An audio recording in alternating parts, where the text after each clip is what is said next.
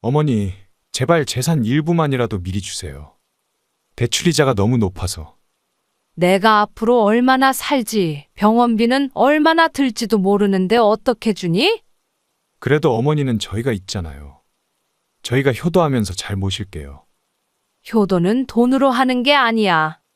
그동안 반찬도 버리고 연락도 없다가 이제 와서. 어머님, 그건 오해세요.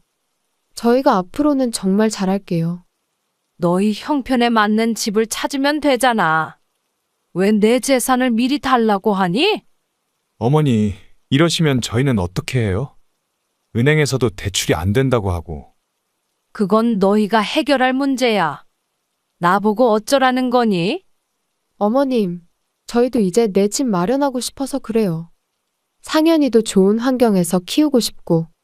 그래, 너희는 그렇게 생각하겠지. 근데 나는 이제 지쳤다. 더 이상 너희한테 기대하고 싶지 않아. 어머니, 이제 그만 가보렴. 이제 너희들이랑은 더 이상 대화하고 싶지 않구나? 며칠 전 갑자기 아들과 며느리가 현관 앞에 서 있었습니다.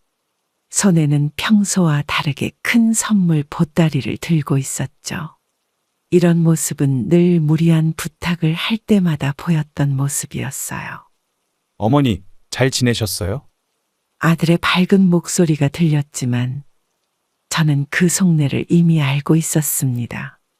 차 한 잔을 내어주며 거실에 앉혔는데 아들은 계속 눈치를 보더군요.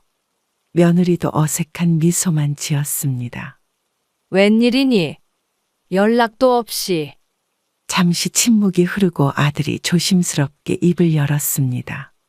어머니, 저희가 이번에 여행을 가려고 하는데 상현이 좀 봐주실 수 있을까요? 역시나 예상했던 대로였습니다. 필요할 때만 찾아오는 아들이었죠. 손자 상현이는 이제 초등학교 1학년입니다. 현이도 데려가려고 했는데 비행기 무서워서 못 가겠대요. 잠깐만 봐주시면 저희가 금방 다녀올게요. 아들의 애원하는 목소리에 한숨이 나왔습니다. 몸도 예전 같지 않은데 어린 손자를 돌보는 게 쉽지 않을 것 같았어요. 내 몸도 예전 같지 않아. 이제는 손자 보는 게 좀 힘들어. 어머니, 이번이 마지막이에요. 제발 부탁드려요. 결국 할 수 없이 손자를 돌보기로 했습니다. 며느리는 냉장고에 반찬 몇 개를 넣어두고는 가방을 챙기기 시작했어요. 상현아, 할머니 말씀 잘 들어야 해. 며느리의 말에 상현이가 고개를 끄덕였습니다. 아들 내외는 서둘러 짐을 챙겨 나갔고 저는 문득 이런 상황이 또 올 것 같다는 생각이 들었죠. 어머니, 저희 갈게요. 상현이 잘 부탁드려요. 현관문이 닫히고 조용해진 집안을 바라보며 이제 시작될 고된 며칠을 생각하니 마음이 무거워졌습니다. 상현이는 벌써 방 안을 뛰어다니며 장난감을 꺼내고 있었어요. 할머니, 나랑 놀아요. 상현이의 해맑은 목소리에 미소 짓게 되었지만 한편으로는 아들 내외가 저를 너무 당연하게 생각하는 것 같아 서운했습니다. 마치 부모처럼 필요할 때만 찾는 것 같았죠. 그래, 할머니랑 재미있게 놀자. 이렇게 저희 또 다른 돌봄이 시작되었습니다. 손자를 사랑하는 마음은 크지만 이런 식의 부탁이 반복될 때마다 아들 내외에 대한 서운함이 조금씩 쌓여갔어요. 손자를 맡아 돌보는 둘째 날이었습니다. 아침부터 분주히 움직이며 상현이가 좋아하는 반찬들을 준비했어요. 평소처럼 정성스레 차린 밥상을 앞에 두고 손자를 불렀죠. 상현아, 이리 와서 밥 먹자. 식탁에 앉은 상현이는 밥그릇은 쳐다보지도 않고 숟가락만 만지작거렸습니다. 왜 밥을 안 먹니? 할머니가 네가 좋아하는 반찬도 해놨는데. 상현이는 잠시 머뭇거리더니 천천히 입을 열었어요. 할머니가 해준 거 맛없어요. 엄마도 할머니가 해준 음식 버린다고 했어요. 순간 귀를 의심했습니다. 며느리가 제가 정성 들여 만든 음식을 버렸다니 이해할 수 없었죠. 뭐라고? 엄마가 할머니 음식을 버려? 네, 엄마가 할머니 반찬 싫어한대요. 맨날 쓰레기통에 버려요. 손자의 천진한 대답에 숟가락을 들고 있던 손이 떨렸습니다. 그동안 며느리의 입맛에 맞추려 얼마나 노력했는지 매번 새로운 반찬을 연구하고 시도했던 시간들이 주마등처럼 스쳐 지나갔어요. 혹시 할머니가 잘못 들은 걸까? 아니에요. 엄마가 할머니 음식은 싫다고 했어요. 그래서 매번 버린대요. 밥상 앞에 앉아 있는 게 힘들어졌습니다.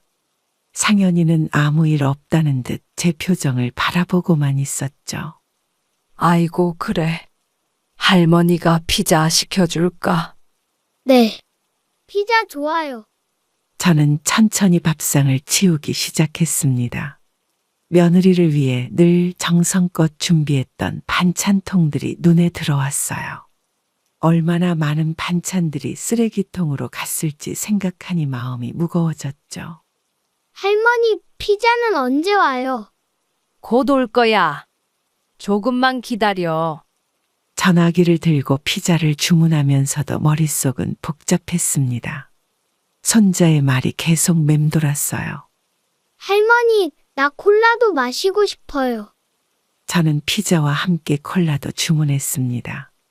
평소 같았으면 탄산음료를 절대 허락하지 않았을 텐데 지금은 그런 걸 신경 쓸 마음이 들지 않았어요. 피자가 도착하고 상현이는 신나게 먹기 시작했습니다. 저는 그런 손자를 바라보며 앞으로 며느리에게 어떻게 대해야 할지 고민에 빠졌어요. 할머니는 안 드세요. 할머니는 배불러. 네가 맛있게 먹어. 상현이는 피자를 먹으며 즐거워했지만 저는 식탁 위에 놓인 반찬통들이 자꾸 눈에 밟혔습니다. 이제는 더 이상 며느리를 위해 반찬을 준비하고 싶은 마음이 들지 않았어요. 할머니, 정말 맛있어요. 저는 억지로 미소를 지으며 고개를 끄덕였습니다. 앞으로는 반찬을 보내지 않기로 마음먹었죠. 정성이 쓰레기통으로 들어가는 걸 더 이상 보고 싶지 않았으니까요. 손자의 말을 듣고 한동안 멍하니 부엌에 서 있었습니다. 찬장 안에는 며느리를 위해 특별히 준비해둔 반찬통들이 가지런히 정리되어 있었어요. 매주 금요일이면 새로운 반찬을 만들어 보내곤 했었죠. 어머님, 저번에 보내주신 김치찌개용 김치 너무 맛있었어요. 며느리가 전화로 했던 말들이 떠올랐습니다. 그때마다 저는 기뻐하며 더 열심히 음식을 준비했었죠. 상현아, 엄마가 할머니 반찬 버린다고 한 게 정말이니? 네, 할머니. 엄마가 식탁에서 할머니 반찬 보면 인상 찌푸리면서 버려요. 창밖을 바라보며 지난 3년을 되돌아보았습니다. 결혼 초기부터 며느리의 입맛을 연구하고 좋아하는 음식을 물어가며 정성껏 요리했던 시간들이 주마등처럼 스쳐 지나갔어요. 엄마는 마트에서 사온 반찬만 먹어요. 할머니가 보내주신 반찬통은 냉장고 구석에 있다가 버려져요. 손자의 말 한마디 한마디가 가슴을 파고들었습니다. 매주 새벽부터 일어나 장을 보고 재료를 다듬고 며느리의 건강을 생각하며 첨가물 없이 정성껏 만들었던 반찬들이 모두 쓰레기통으로 갔다는 걸 알게 되니 마음이 무거워졌어요. 할머니, 우리 피자 먹어요. 엄마도 피자는 좋아해요. 저는 천천히 찬장 문을 닫았습니다. 이제는 더 이상 반찬을 보낼 필요가 없겠다는 생각이 들었죠. 할머니 왜 울어요?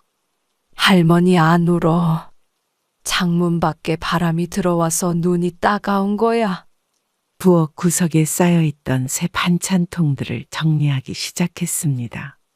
며느리의 생일이나 특별한 날을 위해 준비해뒀던 것들이었어요. 상현아, 이제 할머니가 반찬 안 보내도 엄마한테 말하지 마. 네, 할머니. 근데 할머니 반찬 맛있는데. 냉장고를 열어 남아있는 반찬들을 하나씩 꺼냈습니다.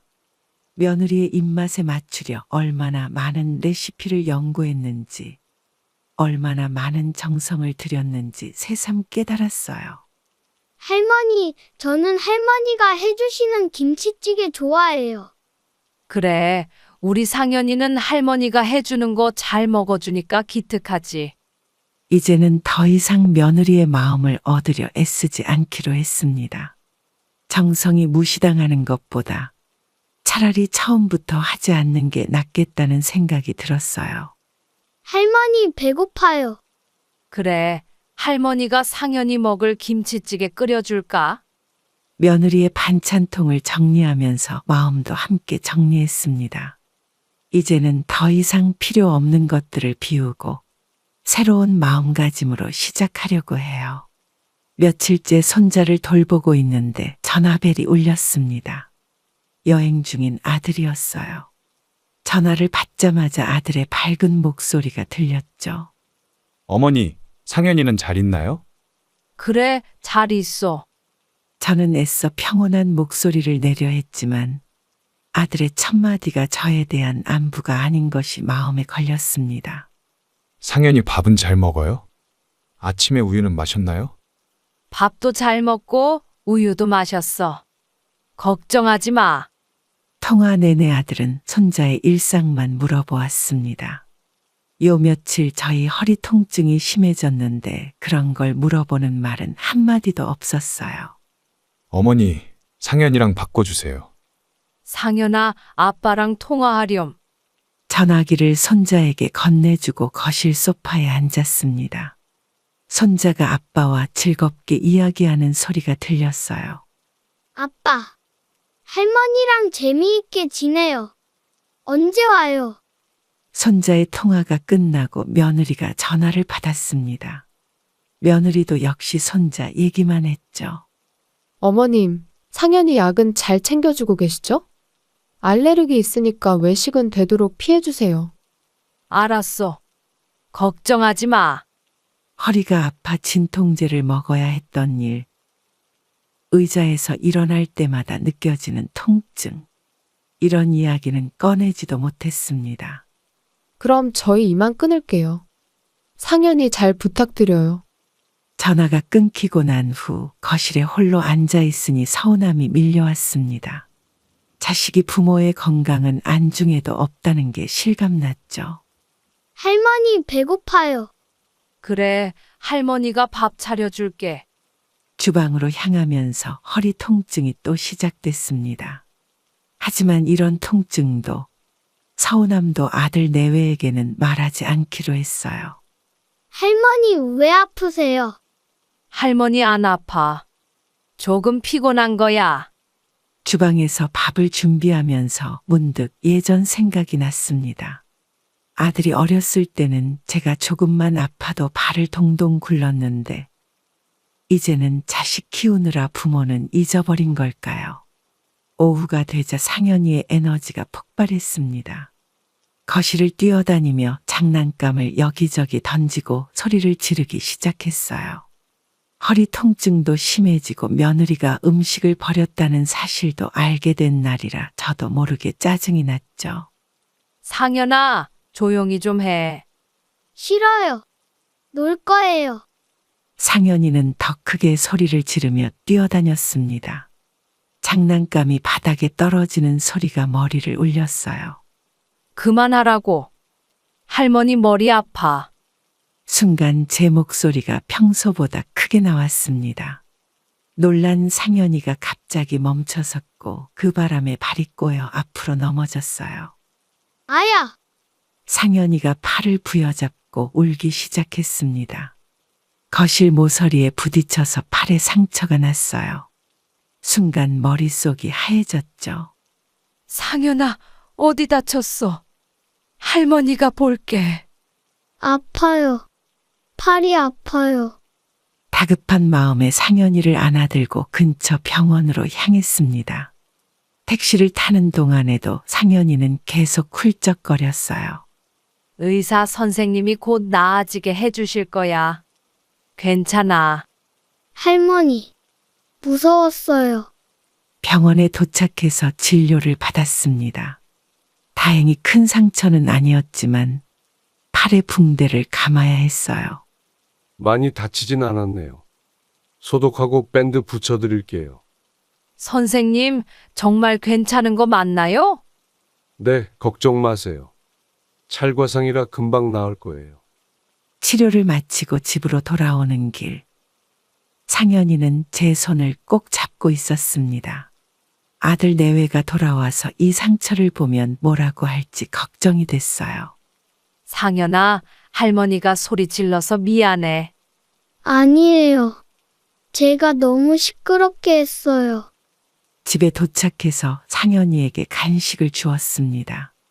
평소보다 조용히 TV를 보는 상현이를 보며 자책감이 들었어요.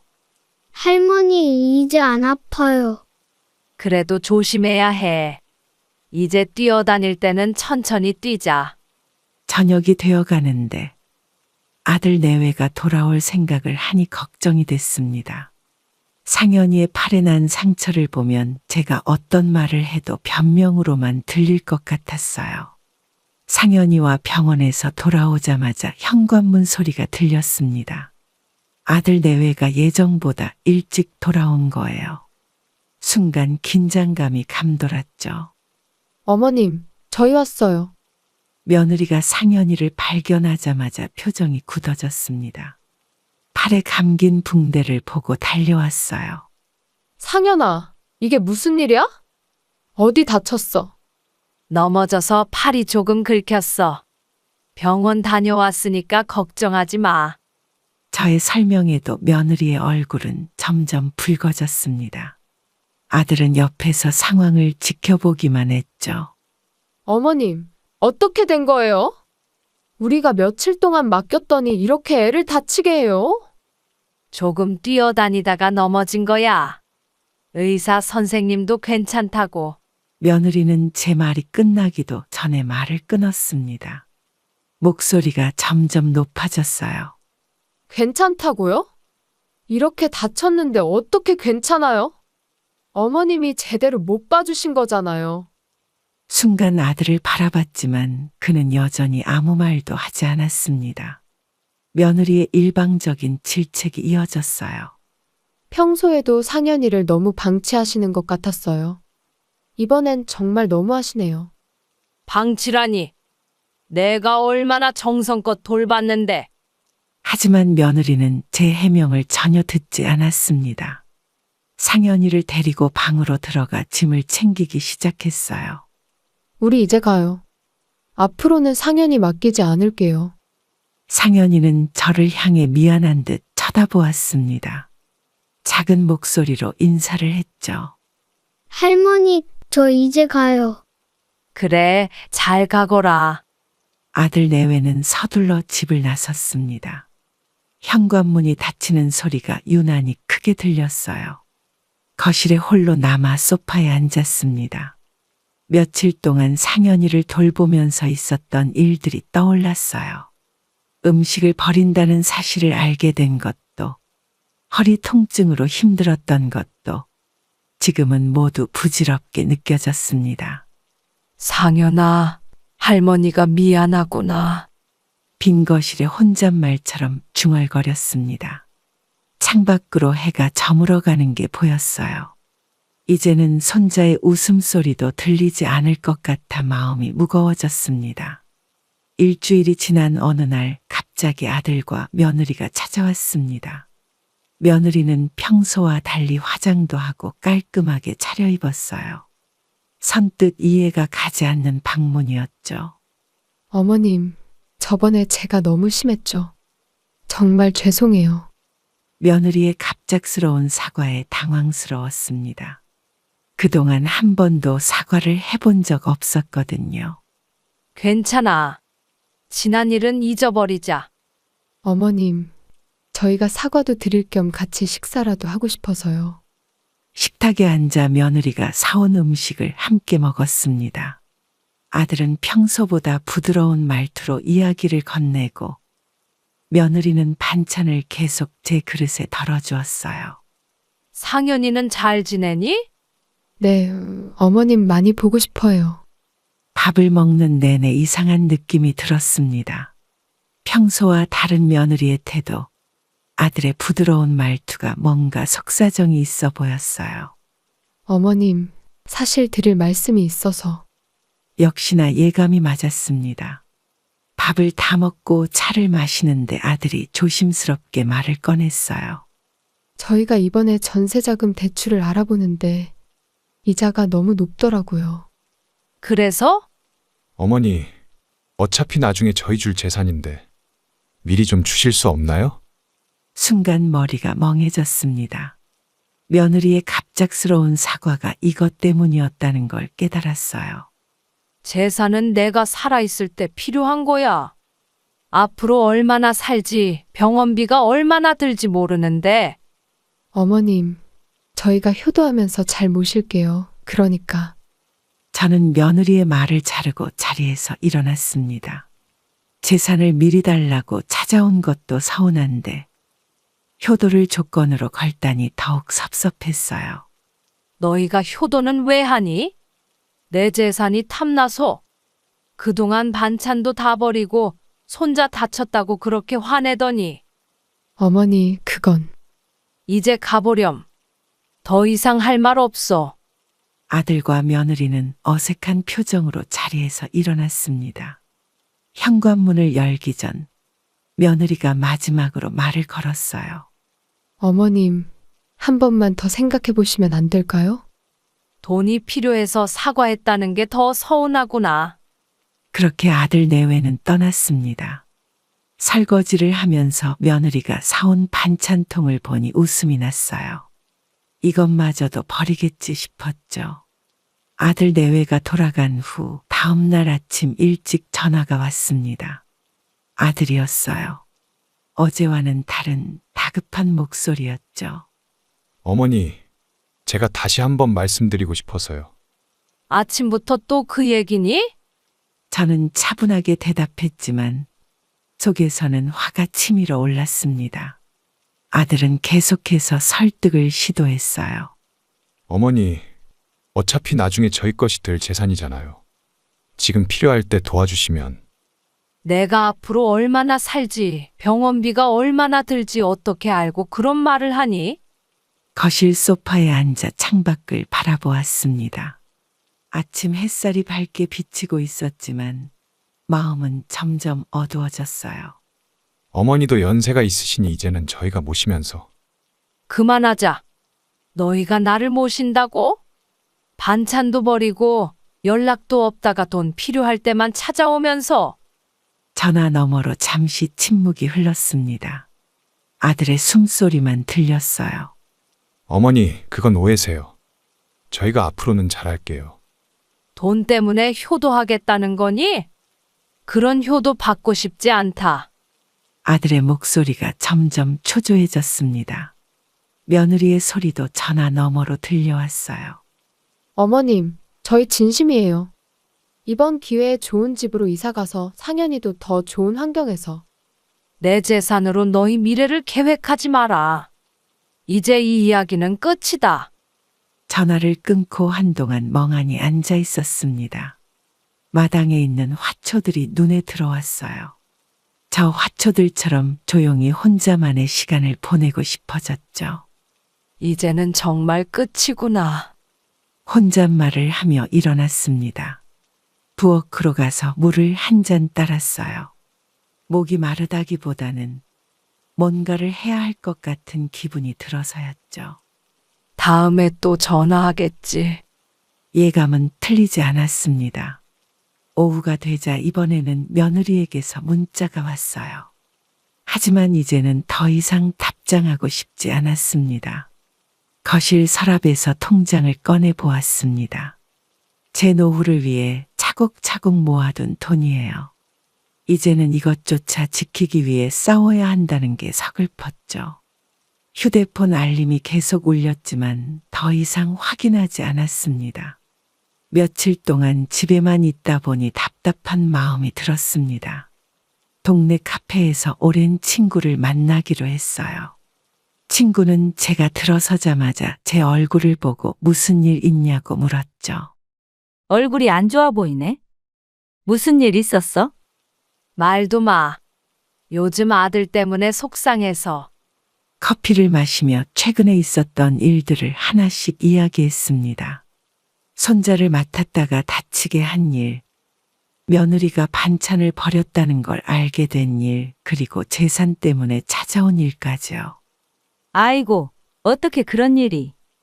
자식을 위해 평생을 바쳤는데. 그게 다가 아니야. 얼마 전엔 서울 가서 아들 집에 들렀다가 문전박대 당했어.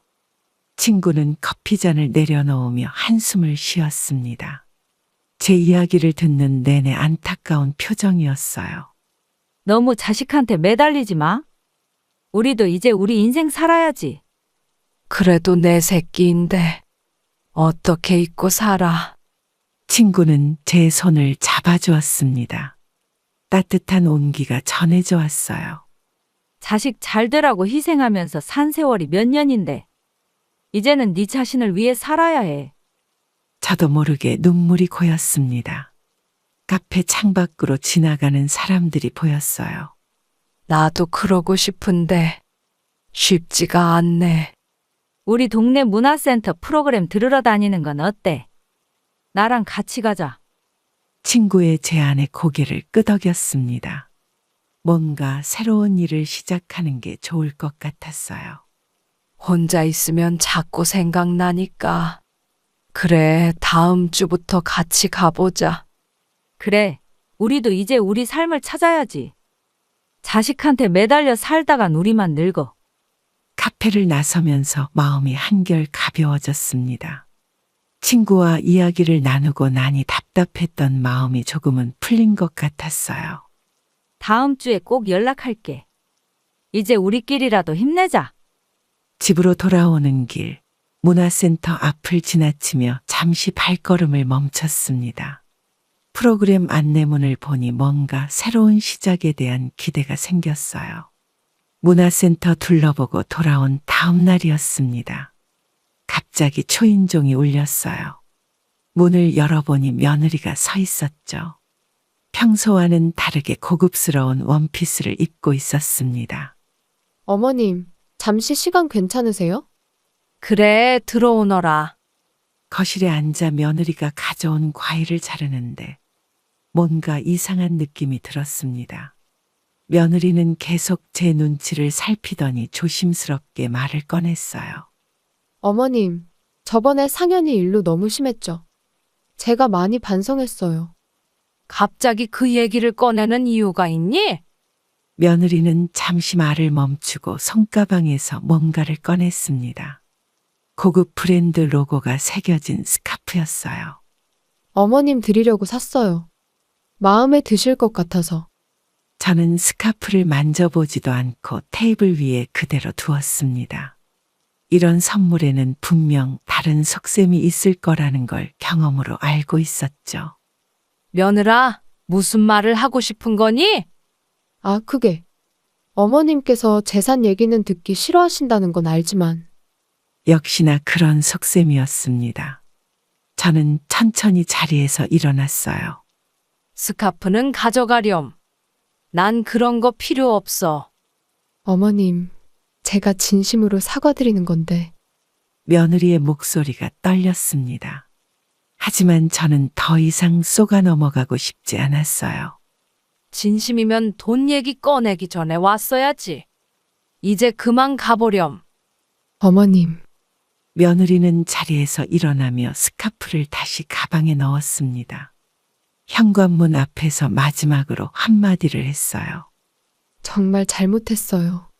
다시 한 번만 기회를. 기회는 이미 많이 줬잖니. 이제는 지쳤다. 현관문이 닫히고 혼자 남은 거실에서 창밖을 바라보았습니다.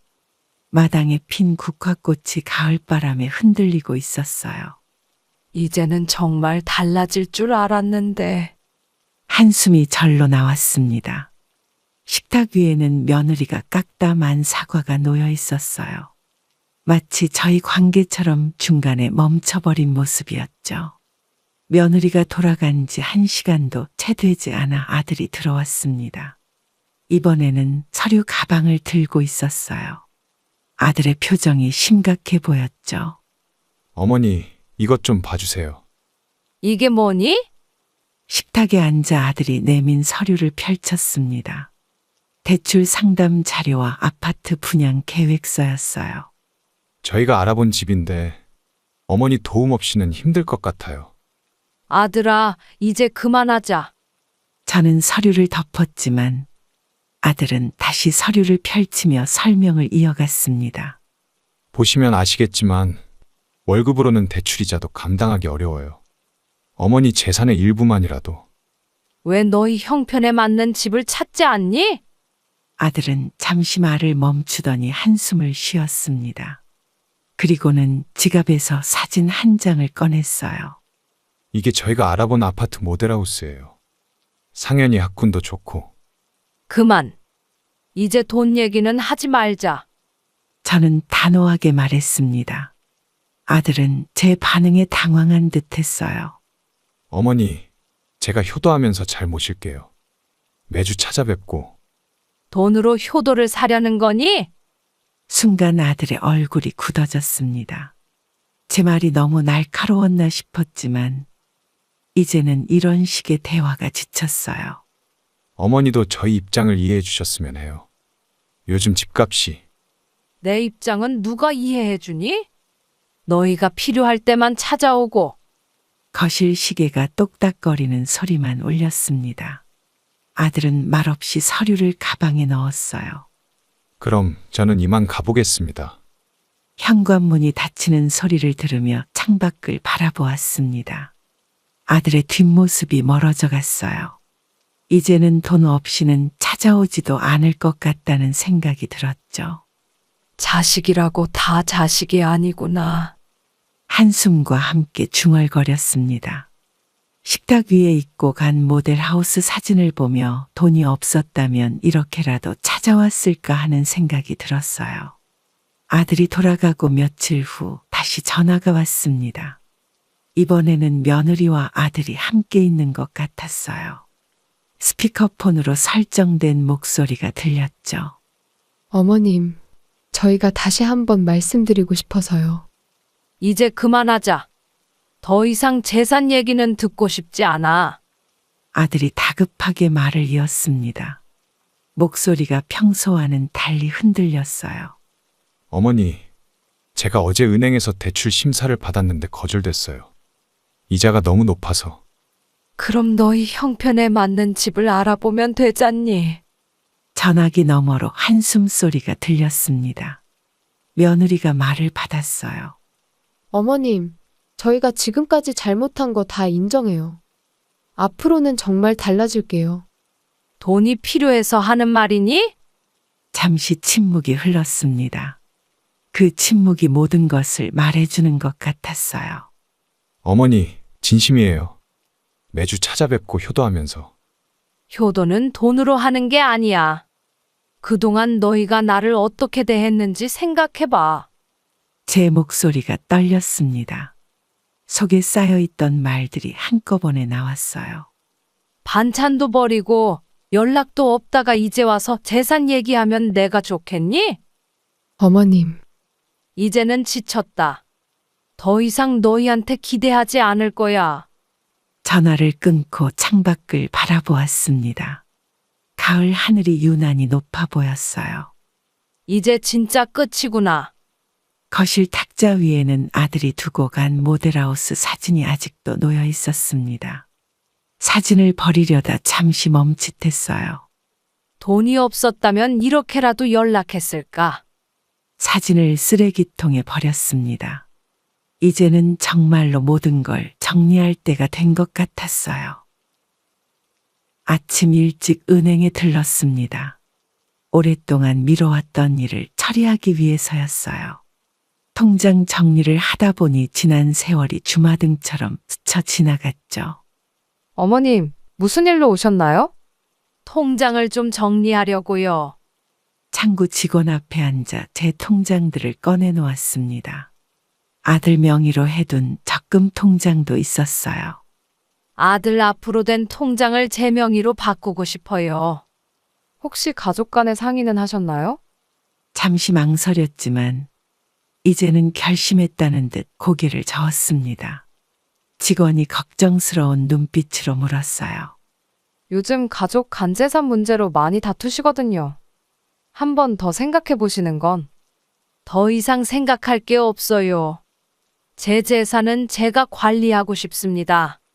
창구 옆자리에 앉아 계시던 할머니가 제 말을 듣고 고개를 끄덕이셨어요.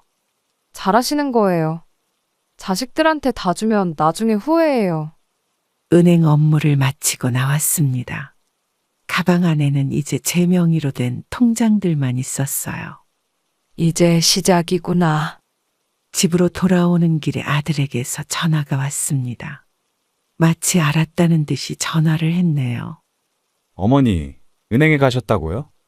그래, 내 통장 정리 좀 했어. 왜 저랑 상의도 없이? 이제 내 돈은 내가 알아서 할 거야. 너희한테 줄 생각 없다. 전화를 끊고 공원 벤치에 앉았습니다. 어차피 올 날이었어. 지갑에서 옛날 사진 한 장을 꺼냈습니다. 아들이 어렸을 때 찍은 사진이에요. 그때는 이런 날이 올 줄 몰랐죠. 이제는 나를 위해 살아야지. 사진을 다시 지갑에 넣으며 결심했습니다.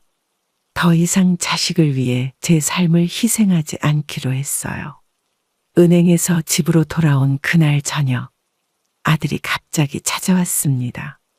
현관 비밀번호를 누르는 소리가 들렸어요. 어머니, 제발 문 좀 열어주세요. 이제 비밀번호 바꿨어. 연락도 없이 오면 안 돼. 저는 문 앞에 서서 단호하게 말했습니다. 아들의 목소리가 점점 커졌어요. 어머니, 왜 이러시는 거예요?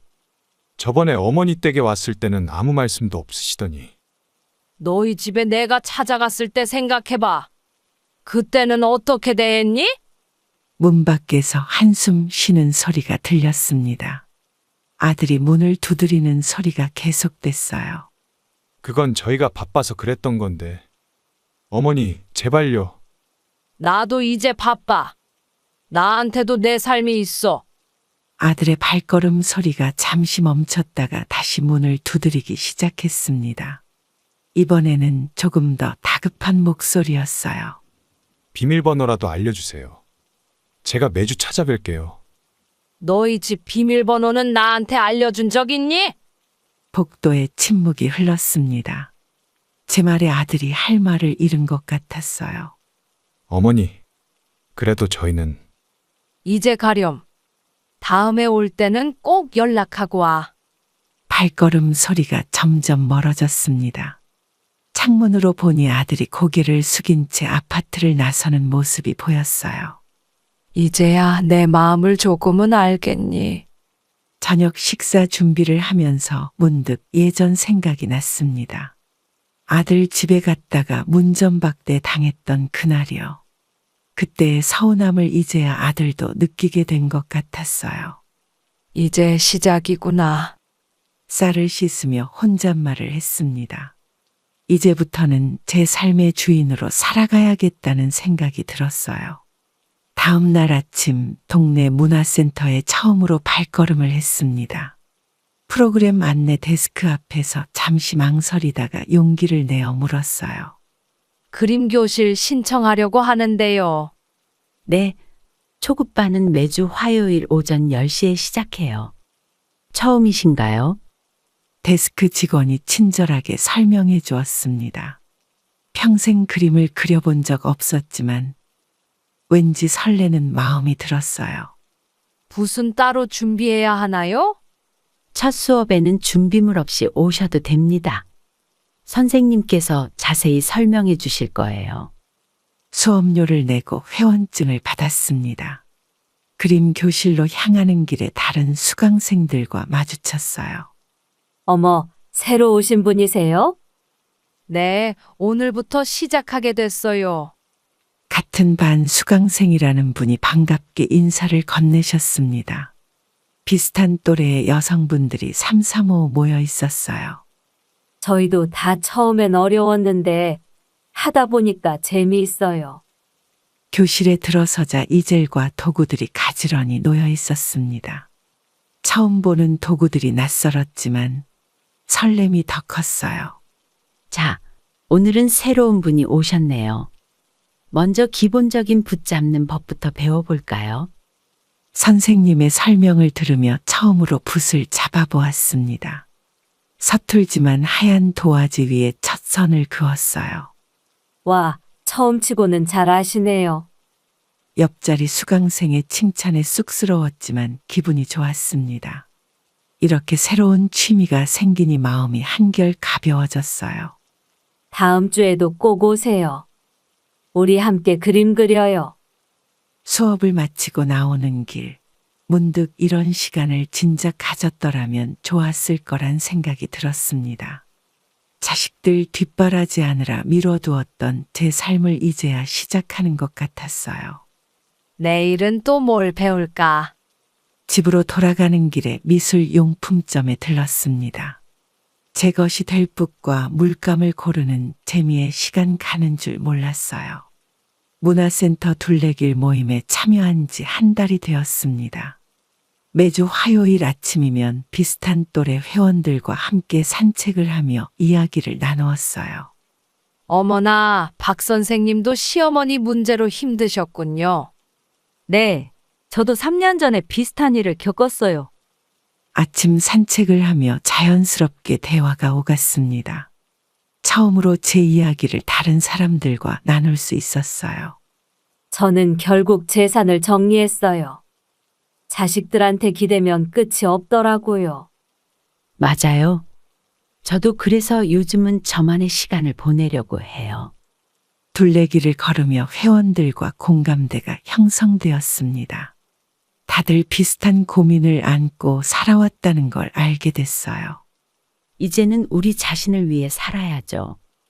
나이 들수록 더 당당해져야 해요. 맞아요. 자식들 뒷바라지하느라 우리는 뭐 했나 싶어요. 산책을 마치고 근처 카페에 모였습니다.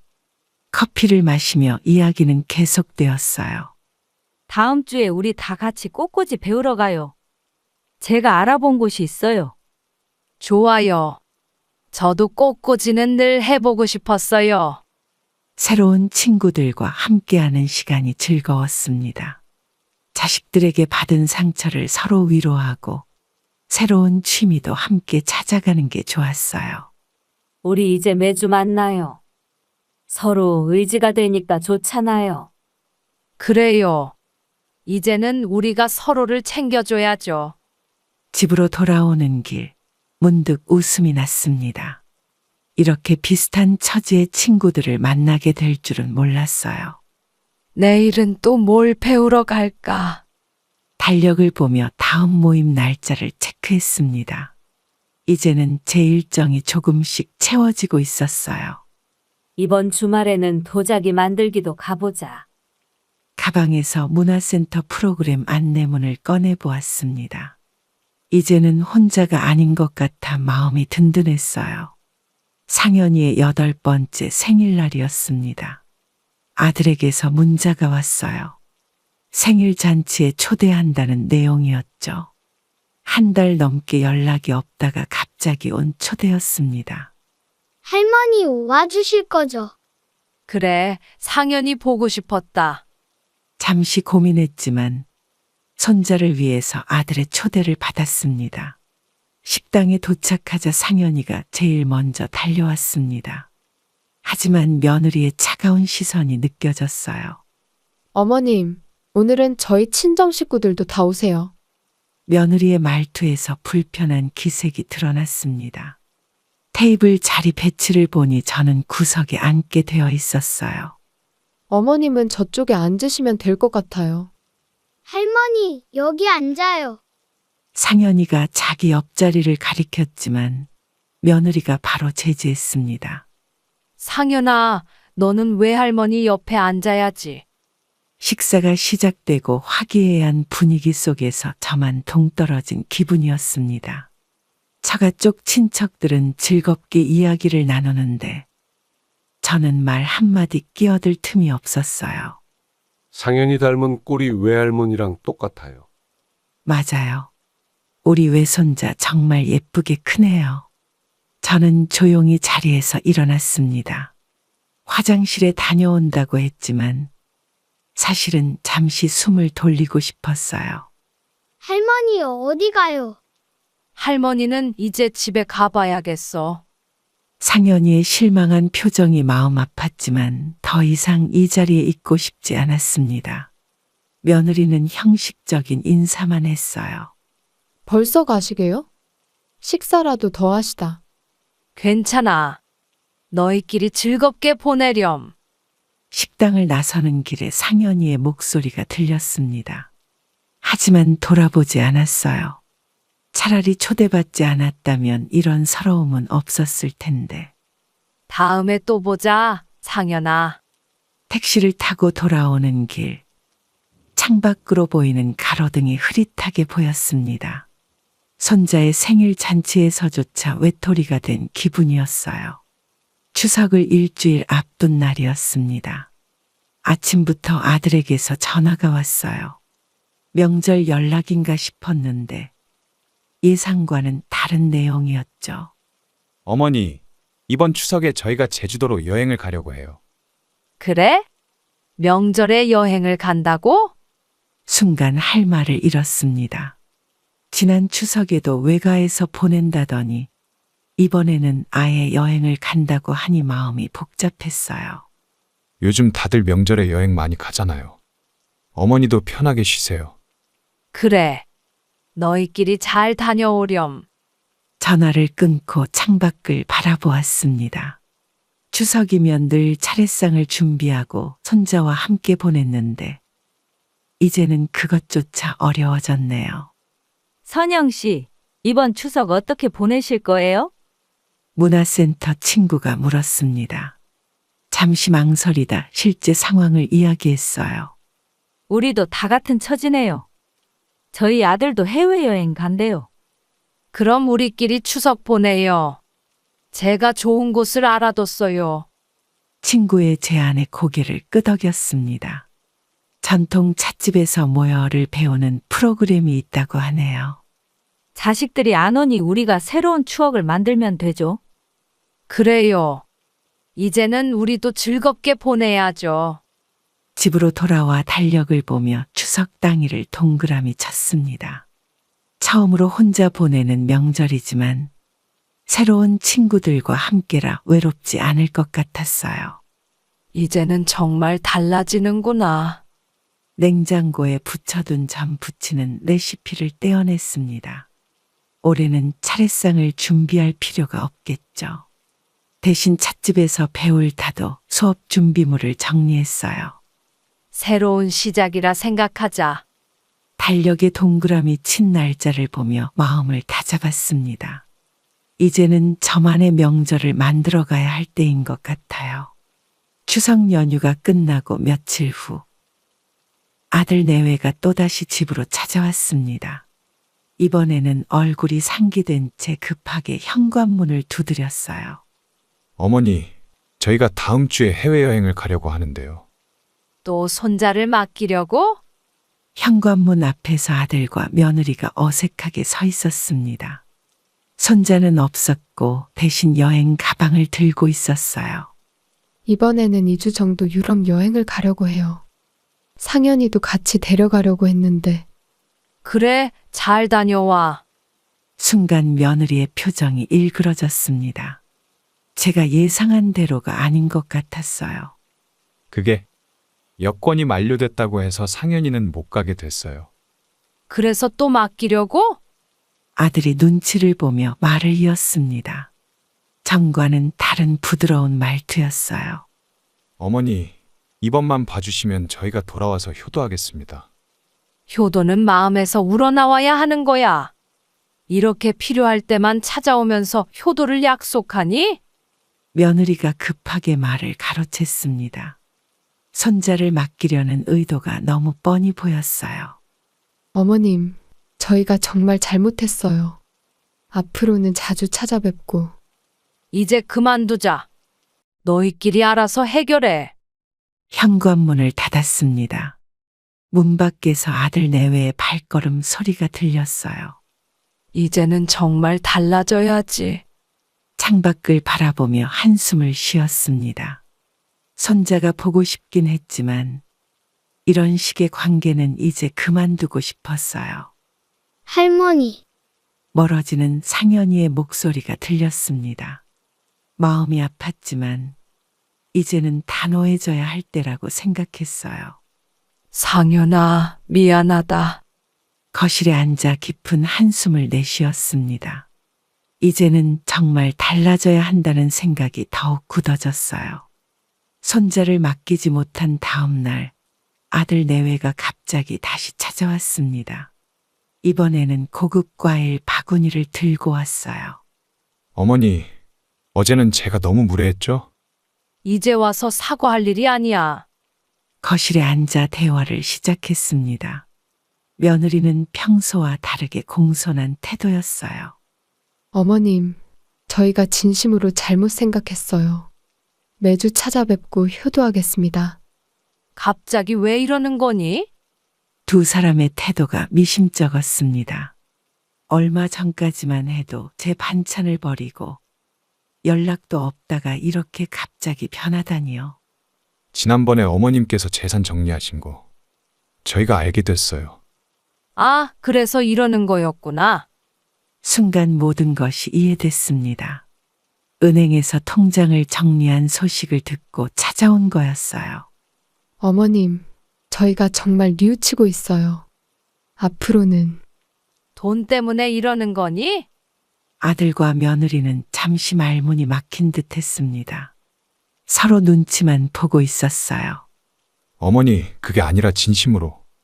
이제 그만 가보렴. 더 이상 할 말 없어. 현관문 앞에서 며느리가 마지막으로 말을 걸었습니다. 목소리가 떨리는 게 느껴졌어요. 어머님, 한 번만 더 기회를. 기회는 이미 충분히 줬잖니. 이제는 지쳤어. 문이 닫히고 나서야 긴장이 풀렸습니다. 거실 테이블 위에 놓인 과일 바구니가 눈에 들어왔어요. 이제는 돈으로도 안 돼. 과일 바구니를 들고 이웃집으로 향했습니다. 차라리 평소 안부를 물어주던 이웃에게 주는 게 낫겠다는 생각이 들었어요. 오랜만에 동창회에 나갔습니다. 학창 시절 친구들과 카페에 모여 이야기를 나누던 중 한 친구가 제 얼굴을 유심히 보더니 말을 꺼냈어요. 너 요즘 표정이 많이 어둡네. 무슨 일 있어? 아들 내외 때문에 마음이 복잡해. 친구들 앞에서 처음으로 속마음을 털어놓았습니다. 그동안 혼자 끌어안고 있던 이야기가 술술 나왔어요. 자식들 키우느라 평생을 바쳤는데 이제는 돈이 필요할 때만 찾아오더라. 그거 나랑 똑같은 상황이네. 나도 얼마 전에 비슷한 일이 있었어. 다른 친구도 한숨을 쉬며 말을 이었습니다. 알고 보니 비슷한 경험을 한 친구들이 많았어요. 우리가 다 자식한테 인생을 걸었던 게 잘못이었나 봐. 맞아. 나도 요즘은 그런 생각이 들어. 우리도 우리 삶이 있는데 오랜 친구들과 이야기를 나누다 보니 마음이 한결 가벼워졌습니다. 혼자만의 고민이 아니었다는 걸 알게 됐어요. 이제는 우리 자신을 위해 살자. 늦었다고 생각하지 말고. 그래, 이제부터라도 시작하면 되지. 친구의 말에 고개를 끄덕였습니다. 카페 창밖으로 늦가을 햇살이 비치고 있었어요. 다음 주에 우리 다 같이 여행 갈까? 제주도 어때? 좋아. 이제 우리도 우리 인생을 살아야지. 친구들과 여행 계획을 세우면서 설레는 마음이 들었습니다. 자식들에게 매달려 살았던 지난 날들이 아쉽게 느껴졌어요. 우리도 이제 새로운 시작이야. 모임을 마치고 돌아오는 길, 마음속에 작은 희망이 피어났습니다. 이제는 저를 위한 삶을 살아야겠다는 결심이 더욱 단단해졌어요. 내일은 무엇을 해볼까? 집으로 향하는 발걸음이 가벼워졌습니다. 처음으로 제 미래에 대한 기대감이 생겼어요. 동창회 모임 후 일주일이 지났습니다. 친구들과 약속한 대로 근처 요양원 봉사활동을 시작했어요. 봉사활동 중 만난 할머니의 이야기가 제 마음을 울렸죠.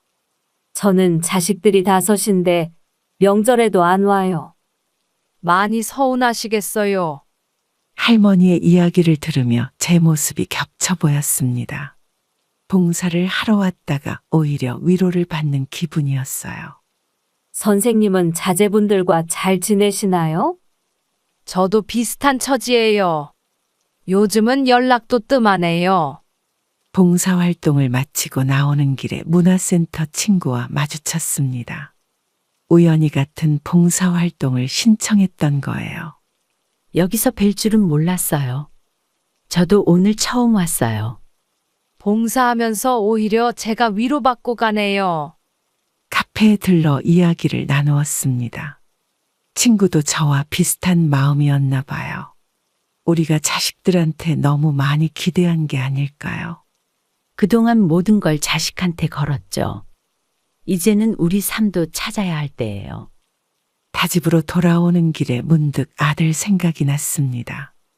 하지만 이제는 그리움보다 담담함이 더 크게 느껴졌어요.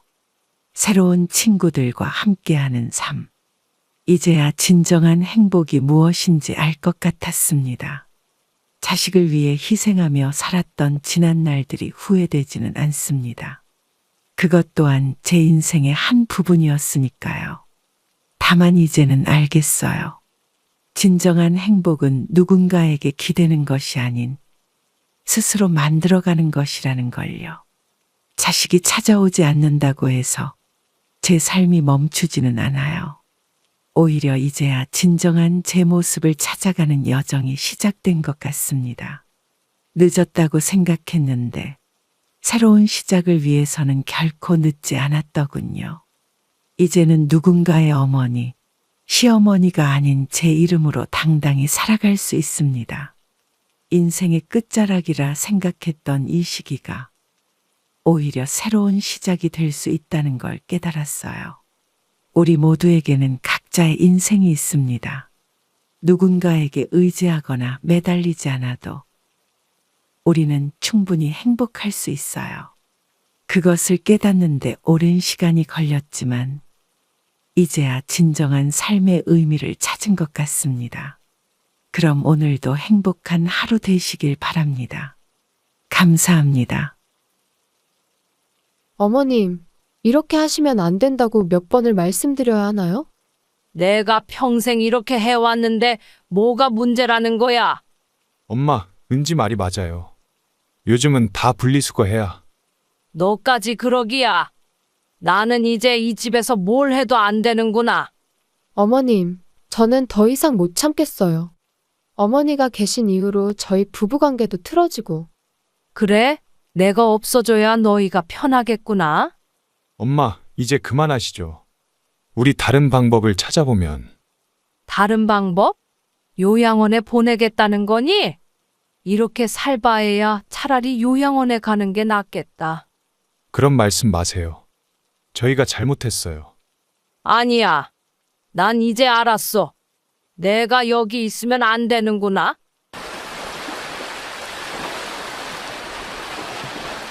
안녕하세요. 저는 아들 하나를 혼자 키운 60대 어머니입니다. 저는 아들이 5살 때 남편과 사별했습니다. 남편은 갑작스러운 교통사고로 세상을 떠났죠. 그날 이후 제 삶은 완전히 달라졌습니다. 여보, 오늘은 일찍 들어온다고 했잖아요. 죄송합니다. 사고가 났다고 해서. 경찰의 연락을 받고 달려간 병원에서 남편의 마지막 모습을 보았습니다. 그날 이후 저는 세상이 무너진 것 같았지만 아들의 울음소리가 저를 현실로 돌아오게 했어요. 생계를 위해 시장에서 장사를 시작했어요. 새벽 4시에 일어나 시장에 가서 재료를 사고 밤 10시가 되어서야 집에 돌아왔죠. 아줌마, 이 떡볶이 정말 맛있네요. 감사합니다. 더 맛있게 드세요. 아들이 고등학교를 졸업하고 대학교에 합격했다는 소식을 들었을 때 저는 시장 한복판에서 눈물을 쏟았습니다. 하지만 기쁨도 잠시, 등록금 마련이 큰 걱정이었어요. 어머님, 요즘은 장사가 잘 안 되시나 봐요? 네, 경기가 워낙 안 좋아서요. 근데 우리 민수가 대학에 붙었어요. 시장 상인들은 저희 기쁜 소식에 축하를 해주었지만 한편으로는 걱정스러운 눈빛을 보냈습니다. 대학 등록금이 얼마나 비싼지 다들 알고 있었기 때문이죠. 저는 새벽 시장에서 일하기 시작했어요. 밤 12시에 나가서 아침 9시까지 일하고 다시 제 가게로 와서 저녁까지 장사를 했습니다. 쉬는 시간 없이 하루 종일 일했죠. 엄마, 제가 아르바이트라도 할까요? 안 돼, 공부에만 집중해. 엄마가 다 할 수 있어. 밤에는 재봉틀을 돌렸습니다. 시장 상인들의 옷 수선을 맡아서 했어요. 손이 부르트고 허리가 아파도 쉴 수가 없었습니다. 첫 학기 등록금을 겨우 마련했지만 다음 학기가 또 걱정이었죠. 아줌마, 이렇게 무리하시다가 건강 망치시면 어쩌려고 그러세요? 괜찮아요. 우리 아들 공부시키는 게 제 행복인걸요. 어느 날은 너무 지쳐서 시장 바닥에 쓰러진 적도 있었습니다. 119에 실려갔다가 포도당 주사를 맞고 다음 날 바로 일터로 나왔어요. 주변에서는 걱정했지만 저는 멈출 수 없었습니다. 어머님, 이제 좀 쉬세요. 그래도 장사가 잘 되시잖아요. 아니에요. 더 열심히 해야죠. 우리 민수 졸업할 때까지는요. 겨울에는 손이 얼어서 떨어질 것 같았고 여름에는 땀으로 옷이 흠뻑 젖었습니다. 하지만 아들의 성적표를 볼 때면 모든 고생이 눈 녹듯이 사라졌어요. 엄마, 이번 학기도 장학금 받았어요. 우리 아들 정말 자랑스럽다. 엄마가 더 열심히 할게. 4년이라는 시간이 어떻게 지나갔는지 모르겠습니다. 매일이 전쟁 같았지만 아들이 졸업하는 모습을 상상하며 버텼어요. 시장 상인들도 저를 많이 도와주셨습니다. 어머님, 이번에 들어온 과일 좋은 거 싸게 드릴게요. 정말 감사합니다. 덕분에 아들 과일이라도 보낼 수 있네요. 졸업식 날 아들이 학사모를 쓰고 단상에 올라가는 모습을 보며 저는 그동안의 모든 고생이 보답받는 기분이었습니다. 시장 상인들도 꽃다발을 준비해 주셨어요. 엄마, 정말 감사합니다. 이제 제가 효도하겠습니다. 그날 이후로도 저는 시장에서 장사를 계속했지만 마음만은 한결 가벼워졌습니다. 이제는 아들이 자신의 길을 찾아갈 수 있다는 믿음이 있었기 때문이죠. 아들이 대기업 입사 시험에 합격했다는 소식을 들었습니다. 시장에서 장사하던 중에 전화를 받았는데 그 순간 모든 것이 멈춘 것 같았어요. 엄마, 저 합격했어요. 드디어 취업했어요. 우리 아들 정말 축하한다. 엄마가 얼마나 기다렸는지 몰라. 주변 상인들도 저희 기쁜 소식을 함께 축하해 주셨습니다. 이제 아들이 제대로 된 직장인이 된다고 생각하니 감회가 새로웠어요. 그날 일찍 가게 문을 닫고 집으로 향했습니다. 어머님, 민수가 취업했다면서요? 정말 축하드려요. 감사합니다. 이제 좀 마음이 놓이네요. 집에 돌아와서 옷장을 열어보니 남편의 넥타이가 눈에 띄었습니다. 결혼식 때 메고 있던 넥타이였죠. 20년 동안 고이 보관해온 넥타이를 꺼내 들었어요. 여보, 우리 아들이 이제 정말 어른이 됐어요. 아들의 첫 출근을 준비하면서 양복을 사러 갔습니다. 백화점 정장 매장에서 처음으로 아들에게 제대로 된 옷을 사주는 거였어요. 어머니, 이 정도면 너무 비싸지 않나요? 괜찮아. 첫 출근할 때는 좋은 걸로 입어야지. 매장 직원이 아들에게 양복을 맞춰주는 모습을 보며 저는 옆에서 조용히 눈물을 훔쳤습니다. 아들은 양복을 입고 거울 앞에 섰는데 마치 젊은 시절 남편의 모습 같았어요. 아들의 첫 월급으로 저를 고급 식당에 데려갔습니다. 평소에는 갈 수 없는 곳이었죠. 테이블에 앉아 메뉴를 보는데 가격을 보고 놀랐어요. 엄마, 오늘은 제가 쏠게요. 그동안 고생하신 거 생각하면 이 정도는 해야죠. 아이고, 이렇게 비싼 데를 어떻게 와? 시장 근처 중국집도 좋은데. 하지만 아들은 제 만류에도 코스 요리를 주문했습니다. 처음 먹어보는 음식들이 나왔는데 아들이 하나하나 설명해 주면서 먹었어요. 어머니, 와인 한 잔 하세요. 오늘은 특별한 날이잖아요. 음식을 먹으면서 아들과 이런저런 이야기를 나눴습니다. 어린 시절 이야기, 아버지 이야기, 그리고 앞으로의 계획에 대해서요. 처음으로 어른이 된 아들과 진지한 대화를 나눴어요. 엄마, 이제는 제가 효도하고 싶어요. 매달 용돈도 드릴 거고 주말에는 자주 찾아뵐게요. 저는 그저 아들이 건강하게 잘 지내기만을 바랬습니다. 하지만 첫 월급을 받아서 저를 위해 쓰는 모습을 보니 그동안의 고생이 모두 값진 것이었다는 생각이 들었어요. 우리 아들 이제 정말 어른이 됐구나.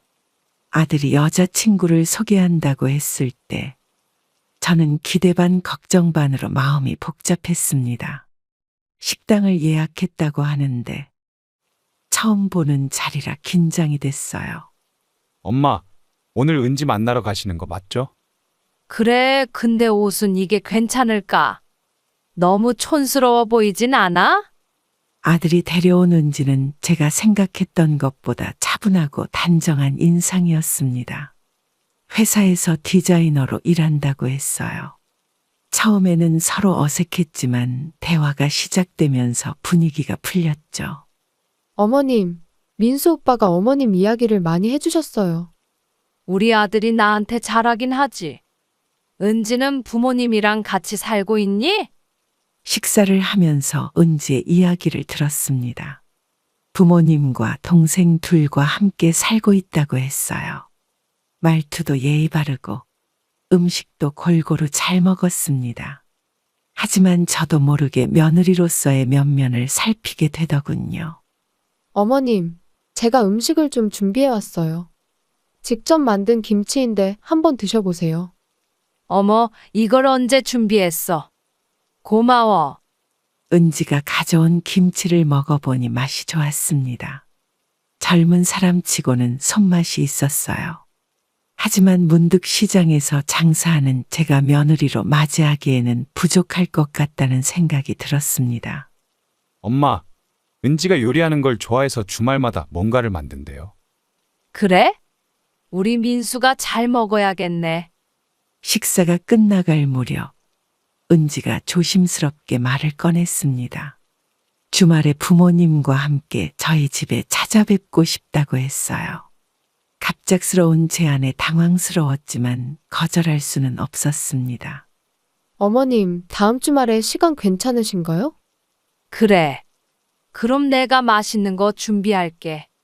집으로 돌아오는 길에 아들이 은지에 대한 제 생각을 물었습니다. 좋은 며느리가 될 것 같다고 말해주고 싶었지만 한편으로는 걱정이 되었어요. 시장 상인인 시어머니를 은지가 부끄러워하지는 않을까 하는 생각이 들었거든요. 엄마, 은지 어땠어요? 좋아 보이더라. 근데 우리같이 시장에서 장사하는 사람한테 시집 오는 게 쉽지는 않을 텐데. 그날 밤 남편의 사진을 보며 생각했습니다. 우리 아들이 좋은 인연을 만난 것 같다고요. 하지만 앞으로 며느리와의 관계를 어떻게 만들어가야 할지 걱정이 되었습니다. 여보, 우리 며느리 될 사람 봤어요. 당신이 보면 좋아하실 것 같아요. 첫 손주가 태어난다는 소식을 들었을 때 저는 시장 한가운데서 눈물을 쏟았습니다. 며느리가 임신 3개월이라고 했어요. 아들이 퇴근 후에 직접 찾아와 알려주었죠. 어머님, 저희 곧 부모가 될 것 같아요. 정말. 은지야, 컨디션은 괜찮니? 저는 바로 가게 문을 닫고 며느리에게 필요한 음식을 준비하기 시작했습니다. 임신 초기에는 입덧이 심하다고 들어서 매일 아침 죽을 쏘어 가져다 주었어요. 시장 상인들도 좋은 과일과 채소를 챙겨주셨습니다. 어머님, 이렇게까지 안 하셔도 되는데. 첫 아기잖아.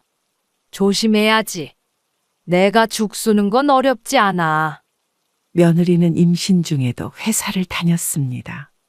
저는 퇴근 시간에 맞춰 반찬을 만들어 가져다 주었어요.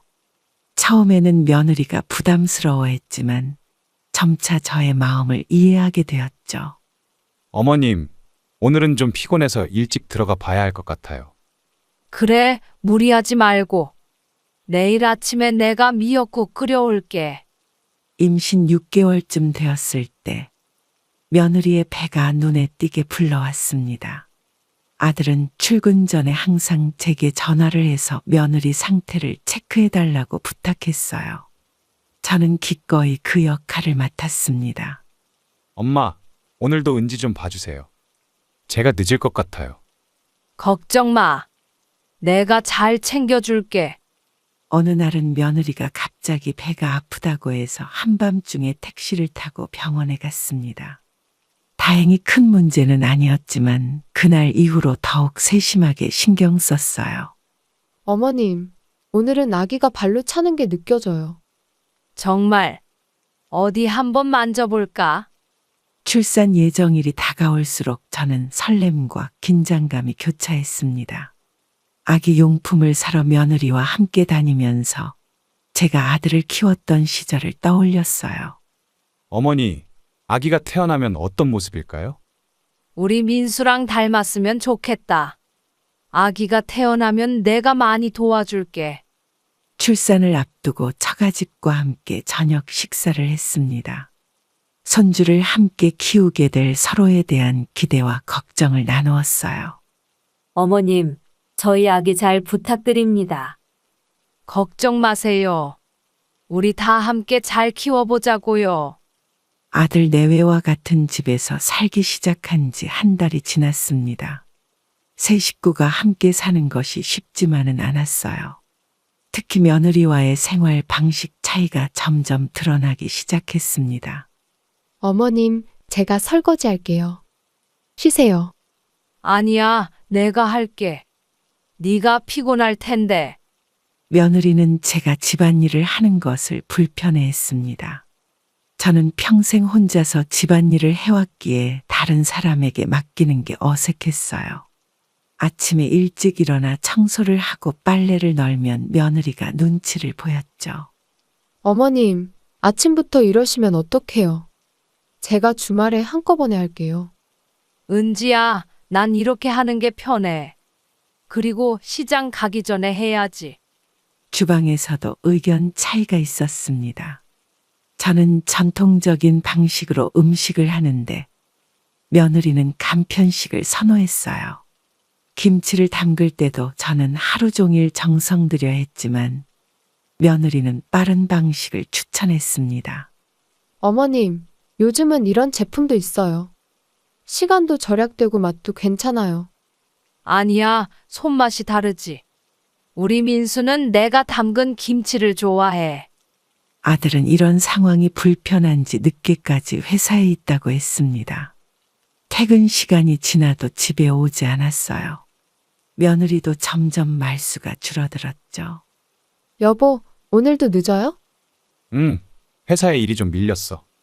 TV 시청 시간도 문제였습니다. 저는 아침 일찍 일어나 뉴스를 보는 걸 좋아했는데 소리가 시끄럽다고 했어요. 저녁에는 며느리가 외국 드라마를 보는데 자막을 읽기가 힘들었습니다.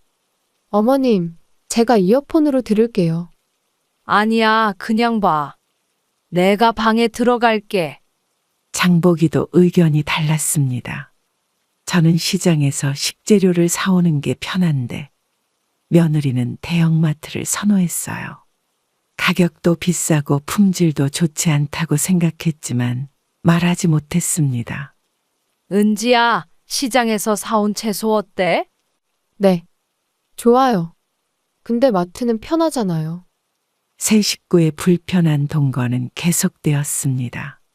서로를 배려하려 노력했지만 생활 습관의 차이는 쉽게 좁혀지지 않았어요. 민수야, 엄마가 따로 나가서 살까? 어머니, 그러지 마세요. 우리가 잘 맞춰볼게요. 어느 날 아침 며느리가 부엌에서 냄비를 떨어뜨렸습니다. 평소 같으면 그냥 넘어갈 일이었지만 그날은 작은 실수가 큰 다툼으로 번졌어요. 어머님, 죄송해요. 제가 치울게요. 됐어, 내가 할게. 네가 하면 더 엉망이 될 거야. 순간 제 입에서 나온 말에 부엌이 조용해졌습니다. 며느리의 얼굴이 붉어졌고 저도 후회했지만 이미 늦었어요. 그 순간 아들이 부엌으로 들어왔습니다. 무슨 일이에요? 왜 이렇게 조용해요? 두 사람 다 대답하지 않았어요. 며느리는 방으로 들어가 버렸고 저는 깨진 냄비를 치우며 눈물을 참았습니다. 그날 저녁 아들 내외의 방에서 이야기 소리가 들렸어요. 여보, 나 이제 정말 못 참겠어. 매일 이런 식이야. 은지야, 엄마도 우리를 위해서 그러시는 거야. 저는 방문 앞에 서서 그들의 대화를 듣고 있었습니다. 며느리의 흐느끼는 소리가 들렸어요. 저도 모르게 가슴이 아팠습니다. 당신은 회사에 있으니까 몰라. 나는 하루 종일 이런 스트레스를 받아. 그럼 우리 따로 나가서 살까? 그 말을 듣는 순간 저는 그 자리에 주저앉고 말았습니다. 소리를 내지 않으려 입을 막았지만 눈물이 멈추지 않았어요. 어머님, 며느리가 방문을 열었을 때 저는 이미 제 방으로 들어와 있었습니다. 아들이 노크를 했지만 대답하지 않았어요. 그날 밤 잠을 이루지 못했습니다. 엄마, 들어가도 될까요? 들어와라. 아들과 며느리가 함께 들어왔습니다. 며느리의 눈도 붉어져 있었어요. 잠시 침묵이 이어졌습니다. 어머님, 죄송해요. 제가 너무 예민했나 봐요. 아니야. 내가 미안해. 나도 며느리의 마음을 이해하지 못했네. 세 사람은 오랜만에 진심을 담아 이야기를 나눴습니다. 서로의 입장을 이해하려 노력했고 앞으로는 더 배려하며 살기로 약속했어요. 엄마, 우리 이사 얘기는 잊어요. 함께 잘 지내보자고요. 그래, 알았다. 그날 이후로 저는 며느리에게 더 자주 웃어주려 노력했고 며느리도 저를 이해하려 애썼습니다. 작은 다툼이 오히려 서로를 더 가깝게 만들어준 계기가 되었어요. 어머님, 오늘은 제가 김치찌개 끓여볼게요. 그래, 내가 옆에서 도와줄게. 어느 날 아침 시장에서 장사를 준비하다가 갑자기 어지러움이 찾아왔습니다. 순간 앞이 캄캄해지더니 그대로 쓰러졌어요. 눈을 떴을 때는 이미 병원 응급실이었습니다. 어머님, 정신이 드세요? 제가 119 불렀어요. 은지야, 미안해. 장사는 어떡하지? 의사 선생님은 고혈압과 빈혈 증상이 심각하다고 했습니다. 무리하게 일하다가 탈이 났다는 거죠. 한동안 일을 쉬어야 한다고 했어요. 선생님, 제가 얼마나 쉬어야 하나요? 최소 3개월은 안정을 취하셔야 합니다. 지금 상태로는 일하시면 안 돼요. 시장에서 장사하는 것은 생각보다 힘든 일이었습니다. 매일 새벽에 일어나 무거운 짐을 나르고 하루 종일 서서 일했어요. 나이가 들수록 체력이 따라주지 않았죠. 엄마, 이제 장사 그만하시죠. 제가 월급 받으니까 걱정 마세요. 그래도 내가 할 수 있는 일인데. 병원에 입원해 있는 동안 시장 상인들이 자주 찾아와 주셨습니다. 모두들 제 건강을 걱정해 주셨어요. 30년 넘게 같이 장사하던 분들이라 가족 같은 분들이었죠. 아줌마, 건강이 제일 중요해요. 가게는 우리가 봐줄 테니 걱정 마세요. 정말 감사합니다. 제가 어떻게 보답해야 할지. 며느리는 매일 병원에 와서 저를 간호해 주었습니다. 회사 일도 바쁠 텐데 한 번도 불평하지 않고 저를 돌봐주었어요. 어머님, 이제 몸이 좀 괜찮으세요? 응, 이제 좀 나아졌어. 네가 이렇게 매일 와줘서 고마워. 이번 생활이 길어지면서 처음으로 제 몸 상태를 진지하게 생각해 보게 되었습니다. 더 이상 예전처럼 일할 수 없다는 걸 인정해야 했어요. 어머님, 퇴원하시면 우리랑 같이 사세요. 제가 잘 모시겠습니다. 은지야, 내가 부담될까봐 걱정이야.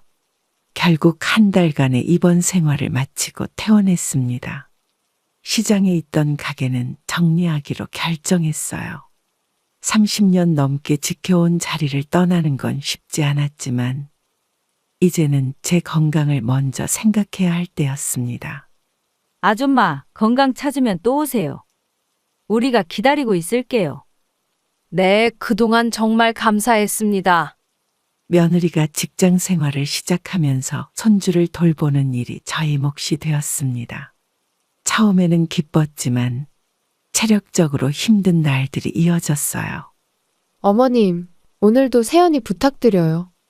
저녁에는 회식이 있어서 좀 늦을 것 같아요. 그래, 걱정하지 마. 잘 보살필게. 아침부터 저녁까지 손주를 돌보는 일은 생각보다 고된 일이었습니다. 기저귀를 갈고 분유를 먹이고 재우는 일이 반복되었어요. 저의 허리는 점점 더 아파왔죠. 할머니야, 안아줘.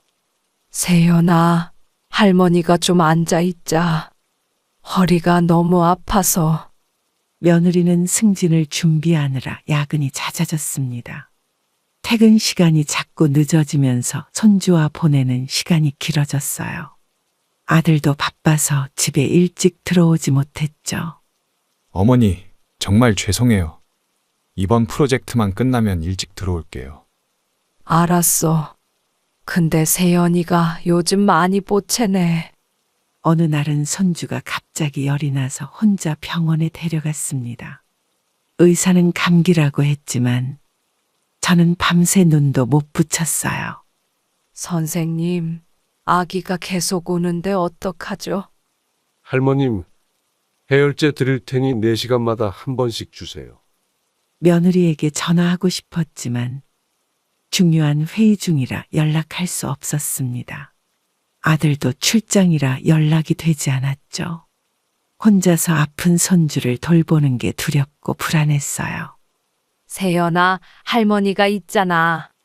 울지 마. 다음 날 며느리가 죄책감에 울면서 사과했습니다. 하지만 저는 오히려 며느리가 안쓰러웠어요. 일과 육아 사이에서 고민하는 모습이 보였거든요. 어머님, 제가 너무 이기적이었죠? 이제 어린이집을 알아볼게요. 아니야. 세연이가 아직 어려서 어린이집은 좀 이른 것 같은데. 결국 제 건강도 한계에 다다랐습니다.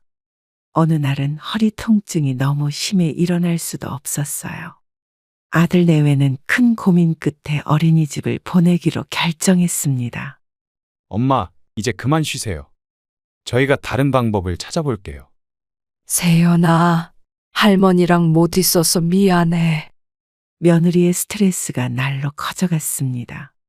퇴근 후에도 집안일을 해야 하고 아이를 돌봐야 하는 상황이 그녀를 지치게 만들었어요. 저는 그런 며느리의 모습이 안타까웠습니다. 여보, 나 이제 정말 못하겠어. 회사도 바쁜데 집안일까지. 은지야, 내가 도와줄게. 엄마한테도 말씀드려볼게. 어느 날 아침 며느리는 출근 준비를 하다가 그만 쓰러지고 말았습니다. 과로와 스트레스가 쌓여 몸이 견디지 못한 거죠. 저는 얼마나 놀랐는지 모릅니다. 은지야, 정신 차려봐. 어머님, 죄송해요. 병원에서 의사는 며느리에게 당분간 쉬어야 한다고 했습니다. 하지만 그녀는 회사의 눈치가 보인다며 퇴원하자마자 바로 출근했어요. 은지야, 그만 좀 무리하지 마. 내가 다 할 테니까. 어머님, 이러다가 제가 승진 기회를 놓치면 어떡해요? 저는 며느리의 말에서 깊은 고민이 느껴졌습니다. 그녀는 일과 가정 사이에서 균형을 잡으려 애쓰고 있었죠. 하지만 그 노력이 오히려 그녀를 더 힘들게 만들었어요. 여보, 우리 가사 도우미라도 구해볼까요? 그건 안 돼요. 지금도 생활비가 빠듯한데. 어느 날 밤, 며느리가 혼자 부엌에서 울고 있는 걸 발견했습니다. 저는 그 모습을 보고 가슴이 아팠어요. 그동안 제가 며느리에게 너무 많은 것을 바란 건 아닐까 생각했습니다. 은지야, 내가 미안해. 내가 너무 많이 요구했나 봐. 어머님, 저도 잘하고 싶은데 자꾸 부족한 것 같아서. 결국 저는 며느리와 진지한 대화를 나누었습니다. 서로의 입장을 이해하고 함께 해결 방안을 찾아보기로 했어요. 제가 먼저 며느리에게 손을 내밀었습니다.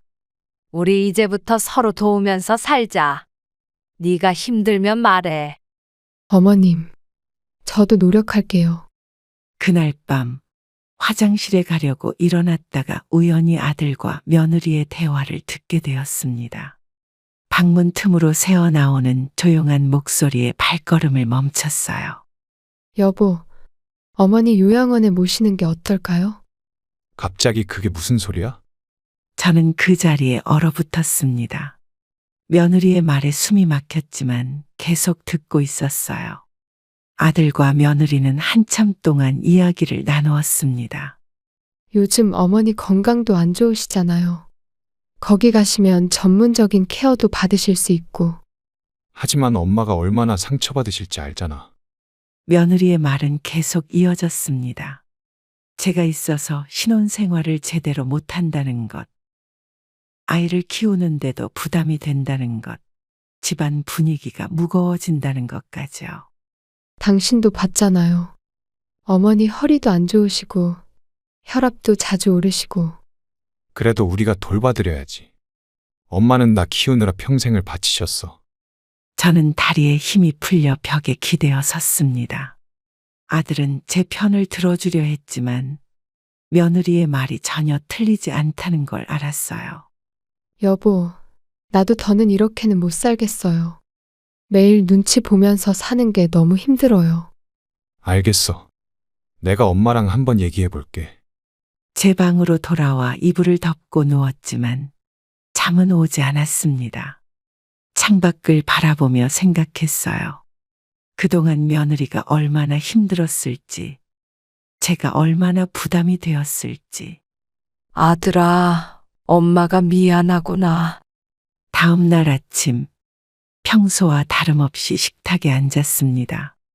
아들과 며느리는 어색한 표정으로 서로를 바라보았어요. 저는 모른 척 아침을 차렸습니다. 어머님, 오늘은 제가 설거지 할게요. 그래, 고마워, 은지야. 그날 이후로 저는 요양원에 대해 스스로 알아보기 시작했습니다. 아들이 먼저 말을 꺼내기 전에 제가 준비를 해야겠다고 생각했어요. 민수야, 엄마가 니한테 할 말이 있어. 네, 엄마. 무슨 말씀이세요? 요양원에 입소한 지 일주일이 지났습니다. 처음에는 적응하려고 노력했지만 점점 우울감이 깊어져 갔어요. 창밖만 하염없이 바라보는 날들이 많아졌습니다. 김순자님, 식사하실 시간이에요. 식욕이 없네요. 나중에 먹을게요. 매일 아침 7시에 일어나서 약을 먹고 9시에 식사를 하고 10시에 체조를 하는 일과가 반복되었습니다. 기계처럼 정해진 시간에 맞춰 움직여야 했어요. 할머니, 오늘은 미술 프로그램 시간인데 참여하시겠어요? 오늘은 좀 쉴게요. 머리가 아파서. 다른 입소자들은 프로그램에 참여하며 웃고 떠들었지만 저는 방 안에서 혼자 있는 시간이 늘어갔습니다. 창가에 앉아 지나가는 사람들을 보는 것이 일과가 되었어요. 순자 씨, 이렇게 계속 방에만 계시면 건강에 안 좋아요. 그래도 여기가 편해요.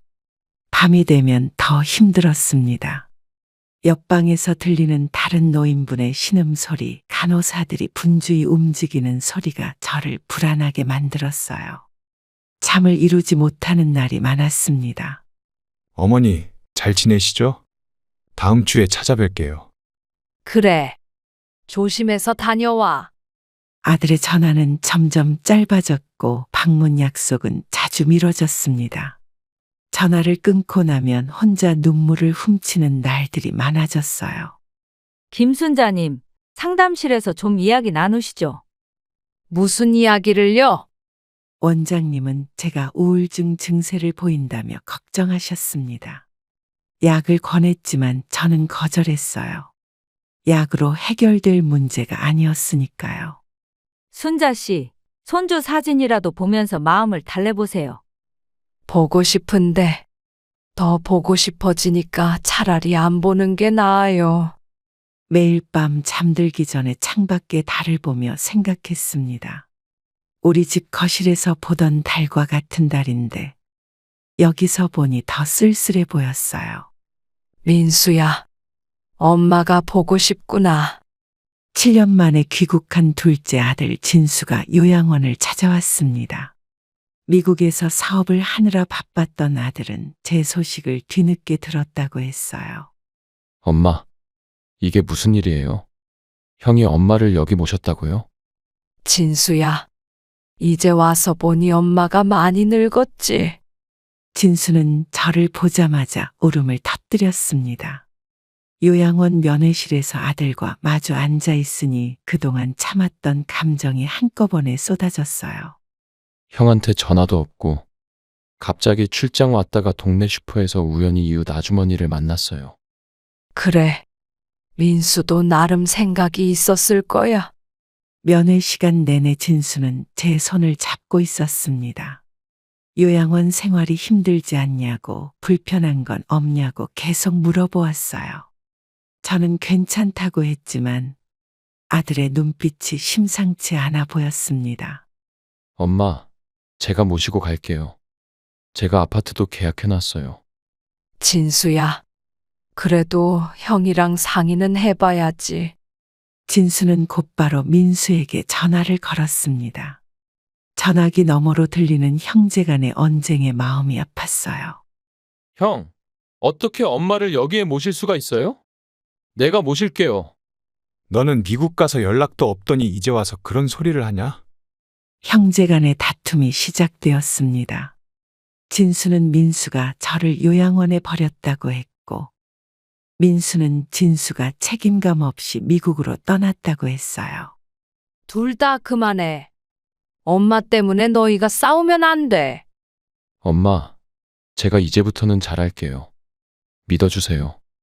진수는 그날로 퇴원 수속을 밟으려 했습니다. 하지만 저는 잠시 생각할 시간이 필요했어요. 민수의 마음도 이해가 되고 진수의 마음도 소중했기 때문입니다. 진수야, 엄마가 며칠만 더 생각해 볼게. 너도 형이랑 잘 얘기해보고. 네, 엄마. 제가 내일 또 올게요. 진수가 찾아온 날 저녁, 민수도 요양원을 찾아왔습니다. 형제는 처음으로 한자리에서 마주하게 되었어요.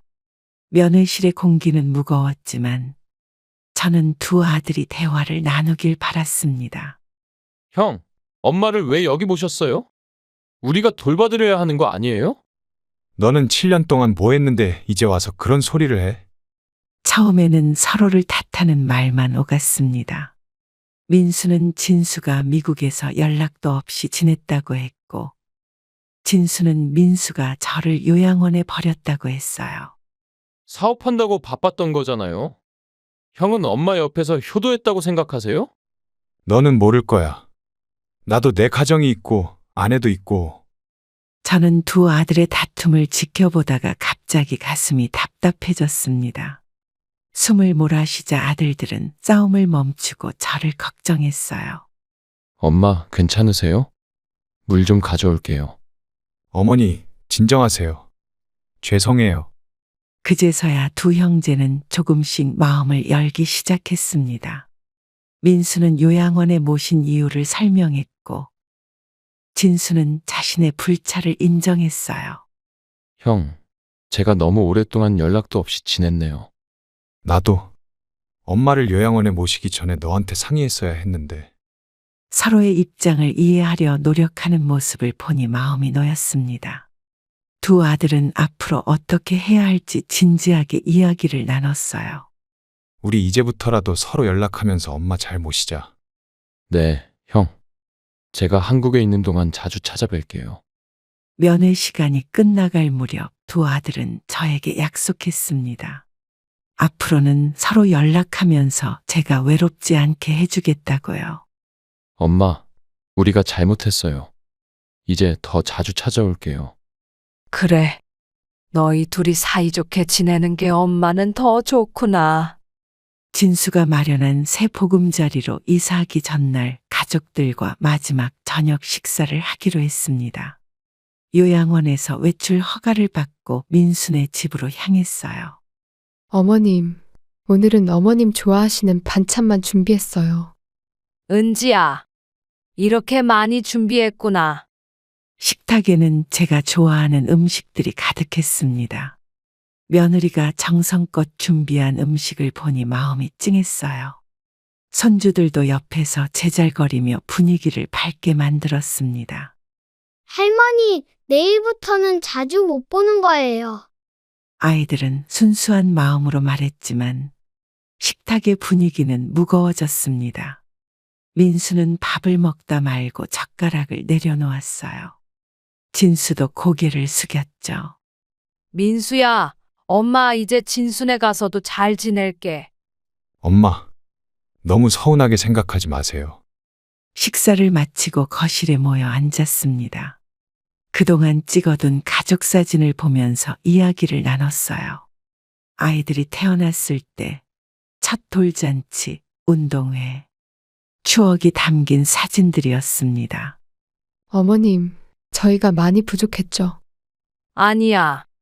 다들 최선을 다했잖아. 밤이 깊어갈수록 이야기는 계속되었습니다. 민수는 그동안 말하지 못했던 속마음을 털어놓았고, 진수는 앞으로의 계획을 이야기했어요. 엄마, 내일 이사는 제가 도와드릴게요. 형, 저도 도울게요. 같이 가요. 돌아가기 전 아이들이 저를 꼭 안아주었습니다. 그들의 작은 손길에서 진심이 느껴졌어요. 이제는 달라질 우리 가족의 모습을 그려보며 마음을 달랬습니다. 할머니, 다음에 또 와주세요. 그래, 우리 이쁜 손주들. 보고 싶을 거야.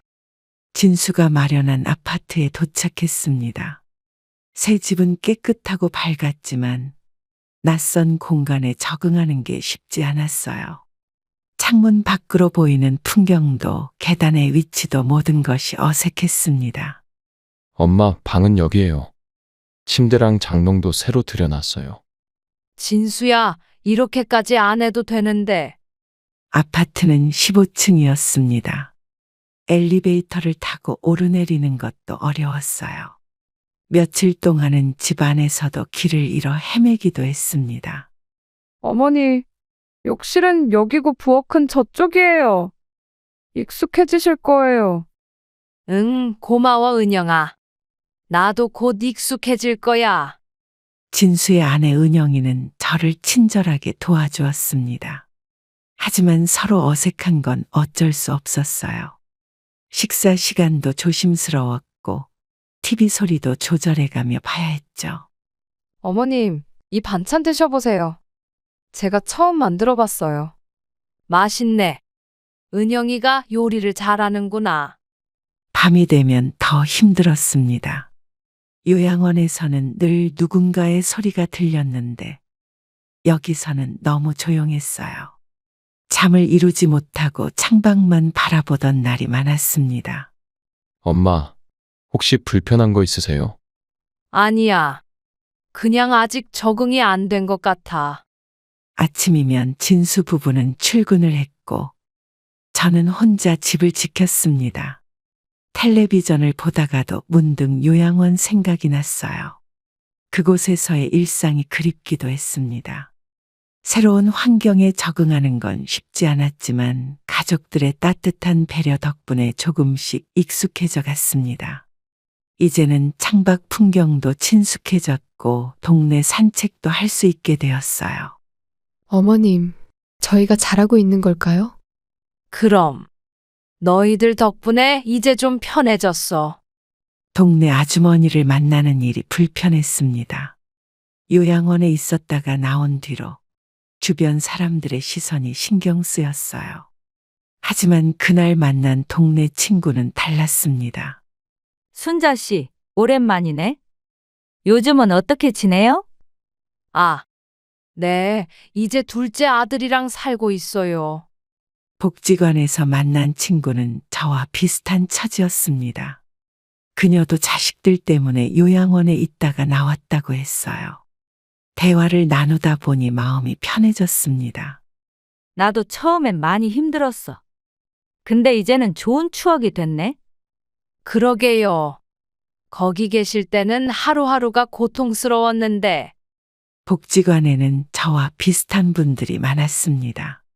함께 운동도 하고 프로그램에도 참여하면서 새로운 관계가 생겼어요. 더 이상 혼자가 아니라는 걸 느꼈습니다. 어머님, 오늘은 댄스 교실 있는 날이에요. 같이 가보실래요? 그래요. 한번 가볼까요? 처음에는 어색했지만 점차 즐거움을 느끼기 시작했습니다. 춤을 추면서 웃고 이야기를 나누면서 마음이 가벼워졌어요. 요양원에서의 기억도 조금씩 희미해졌습니다.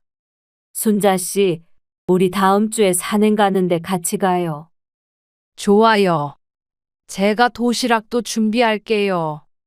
새로운 친구들과 지내면서 제 모습도 달라졌습니다. 더 이상 과거에 연연하지 않고 현재의 삶을 즐기려고 노력했어요. 아들들도 제가 달라진 걸 느꼈나 봅니다. 엄마, 요즘 표정이 밝아지셨어요. 그래? 나도 모르게 그렇게 됐나 보다. 복지관 친구들과 함께하는 시간이 늘어나면서 가족들과의 관계도 더 자연스러워졌습니다. 이제는 누군가의 엄마나 할머니가 아닌 저 자신으로 살아가는 법을 배웠어요. 어머님, 이제 정말 행복하신 것 같아요. 그래. 나도 이제야 진짜 삶을 살게 된 것 같아. 큰아들 민수의 방문이 점점 뜸해지기 시작했습니다. 한 달에 한 번 오던 것이 두 달에 한 번으로 그러다 세 달이 지나도록 소식이 없었어요. 매일 전화만 기다리게 되었습니다. 민수야, 이번 주말에는 시간 되니? 죄송해요, 엄마. 이번에도 출장이라. 전화 통화도 점점 짧아졌습니다. 예전에는 손주들 이야기도 하고 며느리 소식도 전해 들었는데 이제는 겨우 안부만 묻고 끊어요. 통화할 때마다 마음이 무거워졌습니다. 어머님, 요즘 아이들이 할머니 많이 보고 싶어요. 그래? 나도 우리 강이 보고 싶다. 엄마, 혹시 형한테 서운하신 거예요? 아니야. 그래도 바쁜데 어쩌겠니? 복지관에서 만난 친구들은 자식들 얘기만 나오면 한숨을 쉬었습니다. 다들 비슷한 처지였어요. 요양원에서 나온 뒤로 자식들과 멀어졌다는 분들이 많았습니다. 우리 큰아들도 그래요. 처음엔 자주 왔다가 이제는 명절도 안 와요. 다들 그런가 봐요. 자식들 인생이 있는데 어쩌겠어요. 어느 날은 민수네 동네에 볼 일이 있어 들렀다가 우연히 며느리를 마주쳤습니다. 며느리는 당황한 듯 했지만 반갑게 인사를 했어요. 어머님, 저희가 연락도 못 드리고. 아니야, 다들 바쁠 텐데 뭘. 그날 밤 처음으로 민수에게 서운한 마음을 털어놓는 문자를 보냈습니다. 더는 참을 수 없었어요. 하지만 답장은 오지 않았습니다. 엄마, 문자 보내셨다면서요. 제가 형한테 한번 얘기해 볼게요. 진수야, 그냥 내버려 두자.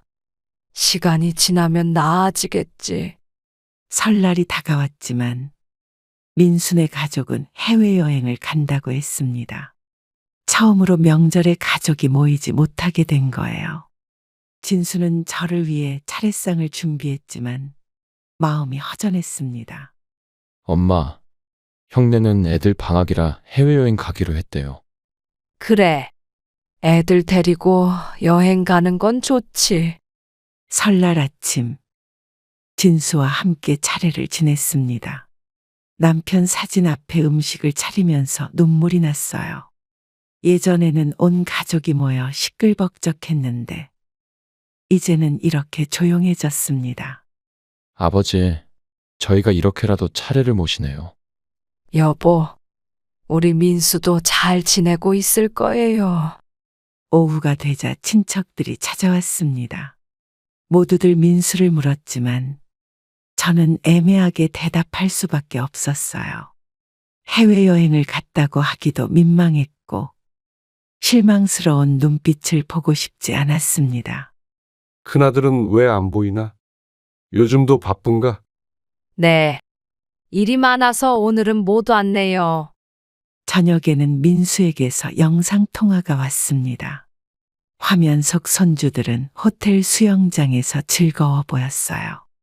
하지만 통화는 짧게 끝났고 더 허전한 마음만 남았습니다. 할머니, 여기 너무 좋아요. 다음에 할머니도 같이 와요. 그래. 잘 놀다 와라. 진수는 저를 위로하려 했지만 명절날 큰아들이 오지 않는다는 건 쉽게 받아들여지지 않았어요. 작은 아들이 옆에 있어도 마음 한구석이 비어있는 것 같았습니다. 엄마, 내년에는 꼭 다 같이 모일 수 있을 거예요. 그냥 민수가 행복하면 돼. 엄마는 그걸로 충분해. 복지관에서 점심을 먹던 중에 우연히 민수네 막내가 입원했다는 소식을 들었습니다. 다른 엄마들의 대화를 통해 알게 된 거예요. 손주가 맹장 수술을 받았다는데 저에게는 연락도 없었습니다. 김순자 씨, 손주 맹장 수술했다면서요? 네. 처음 듣는 얘긴데요. 바로 진수에게 전화를 걸었습니다. 진수도 이미 알고 있었지만 저를 걱정해서 말하지 않았다고 했어요. 아이가 수술은 잘 받았다고 하지만 마음이 너무 아팠습니다. 엄마, 형이 엄마 걱정할까봐 말하지 말라고 했어요. 그래도 우리 강희가 수술을 받았는데 할머니가 모르면 어떡해. 망설이다가 민수한테 전화를 걸었습니다. 수술한 지 3일이나 지났다는데 전화를 받지 않았어요. 한참 뒤에 문자가 왔습니다. 죄송해요, 어머니. 아이 수술이라 정신이 없었네요. 강희는 좀 어때?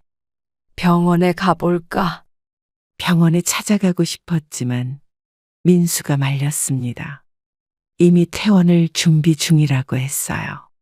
저는 손주의 얼굴도 보지 못한 채 발걸음을 돌려야 했습니다. 아직 면회는 어려워요. 강희도 피곤해하고. 그래. 그럼 푹 쉬게 해주렴. 집으로 돌아오는 길이 무척 길게 느껴졌습니다. 진수가 위로를 해주었지만 가슴 한켠이 먹먹했어요. 내 손주가 아픈데도 가보지 못하다니. 엄마, 제가 형한테 한번 얘기해 볼게요. 아니야. 이제 나는 남이 됐나 봐. 그날 밤 손주에게 줄 영양제를 사러 나갔습니다. 직접 만나지는 못해도 뭐라도 해주고 싶었어요. 약국 앞에서 한참을 서성이다 들어갔습니다. 할머니, 아이 연령에 맞는 영양제를 추천해 드릴게요. 네. 수술 후 회복에 좋은 걸로 부탁드려요. 그날 저녁 오랜만에 가족이 한자리에 모였습니다. 진수도 함께해서 더욱 웃음이 가득했어요. 식탁 위에는 제가 만든 음식들로 가득했습니다. 할머니 김치찌개가 최고예요. 엄마, 감사합니다. 서로에 대한 이해를 확인하고 싶어서 가족들과 제주도 여행을 가기로 했습니다. 민수와 진수가 시간을 내기는 쉽지 않았지만 이번만큼은 꼭 함께 하자고 했어요. 엄마, 비행기 표는 제가 예매했어요. 이제 짐만 준비하면 돼요. 그래. 오랜만에 다 같이 가는 거라 설레네. 여행 전날 저는 밤늦게까지 도시락을 준비했습니다. 비행기에서 먹을 김밥과 유부초밥을 만들었어요. 아이들이 좋아하는 반찬도 넣었죠. 어머님, 제가 도와드릴게요. 고마워, 은지야. 이렇게 도와주니 훨씬 수월하네. 공항에서 만난 가족들의 얼굴에는 웃음이 가득했습니다. 오랜만에 보는 손주들은 더 크고 예뻐진 것 같았어요. 할머니, 제주도에서 돌고래도 보고 한라산도 올라가요. 그래, 우리 강이랑 다 같이 가보자. 제주도에 도착해서 첫 번째로 향한 곳은 성산 일출봉이었습니다. 가파른 계단을 오르는 동안 민수가 제 손을 잡아주었어요. 엄마, 조심하세요. 제가 부축할게요. 괜찮아. 엄마도 아직은 이 정도는 할 수 있어. 정상에 올라 바라본 바다는 너무나 아름다웠습니다. 파란 하늘과 맞닿은 수평선을 보며 우리 가족의 미래도 저렇게 넓고 깊을 거라고 생각했어요. 우리 다음에 또 와요. 그때는 더 좋은 곳으로 갈게요. 오늘이 제일 좋은 날이야. 다들 와줘서 고마워. 저녁에는 흑돼지 삼겹살을 구워 먹었습니다. 민수와 진수는 소주잔을 기울이며 그동안 하지 못했던 이야기를 나눴어요. 형제의 우애가 회복되는 걸 보니 마음이 따뜻해졌습니다. 형, 이제 자주 보면서 지내요. 그래, 우리 앞으로는 더 자주 만나자. 이제 저는 자식에게 의지하지 않는 삶을 살아가려 합니다. 요양원에서의 시간과 가족과의 갈등을 겪으며 깨달았어요. 부모라는 이유로 자식에게 기대는 것이 아니라 한 사람의 인생으로서 독립적인 삶을 살아야 한다는 것을요. 복지관에서 만난 친구들과 함께 운동도 하고 취미 생활도 하면서 제 삶을 찾아가고 있습니다. 자식들에게 부담되지 않으면서도 서로를 존중하는 관계를 만들어가는 것이 중요하다는 걸 알게 되었어요. 나이 들어 혼자가 된다는 건 두려운 일이지만 그것 또한 인생의 한 과정이라고 생각합니다. 건강 관리를 하면서 스스로를 돌보고 새로운 관계를 만들어가는 것이 행복한 노후의 시작이라는 걸 배웠죠. 자식들은 이제 그들의 삶을 살아가야 합니다. 저 역시 제 삶을 살아가야 하고요. 서로에게 부담이 되지 않으면서도 따뜻한 정을 나누는 것, 그것이 진정한 가족의 모습이 아닐까요? 이제는 압니다. 진정한 효도는 부모에게 의존하게 만드는 것이 아니라 부모가 독립적인 삶을 살 수 있도록 돕는 것이라는 걸요. 저는 오늘도 제 삶의 주인공으로 살아갑니다. 그럼 오늘도 행복한 하루 되시길 바랍니다. 감사합니다.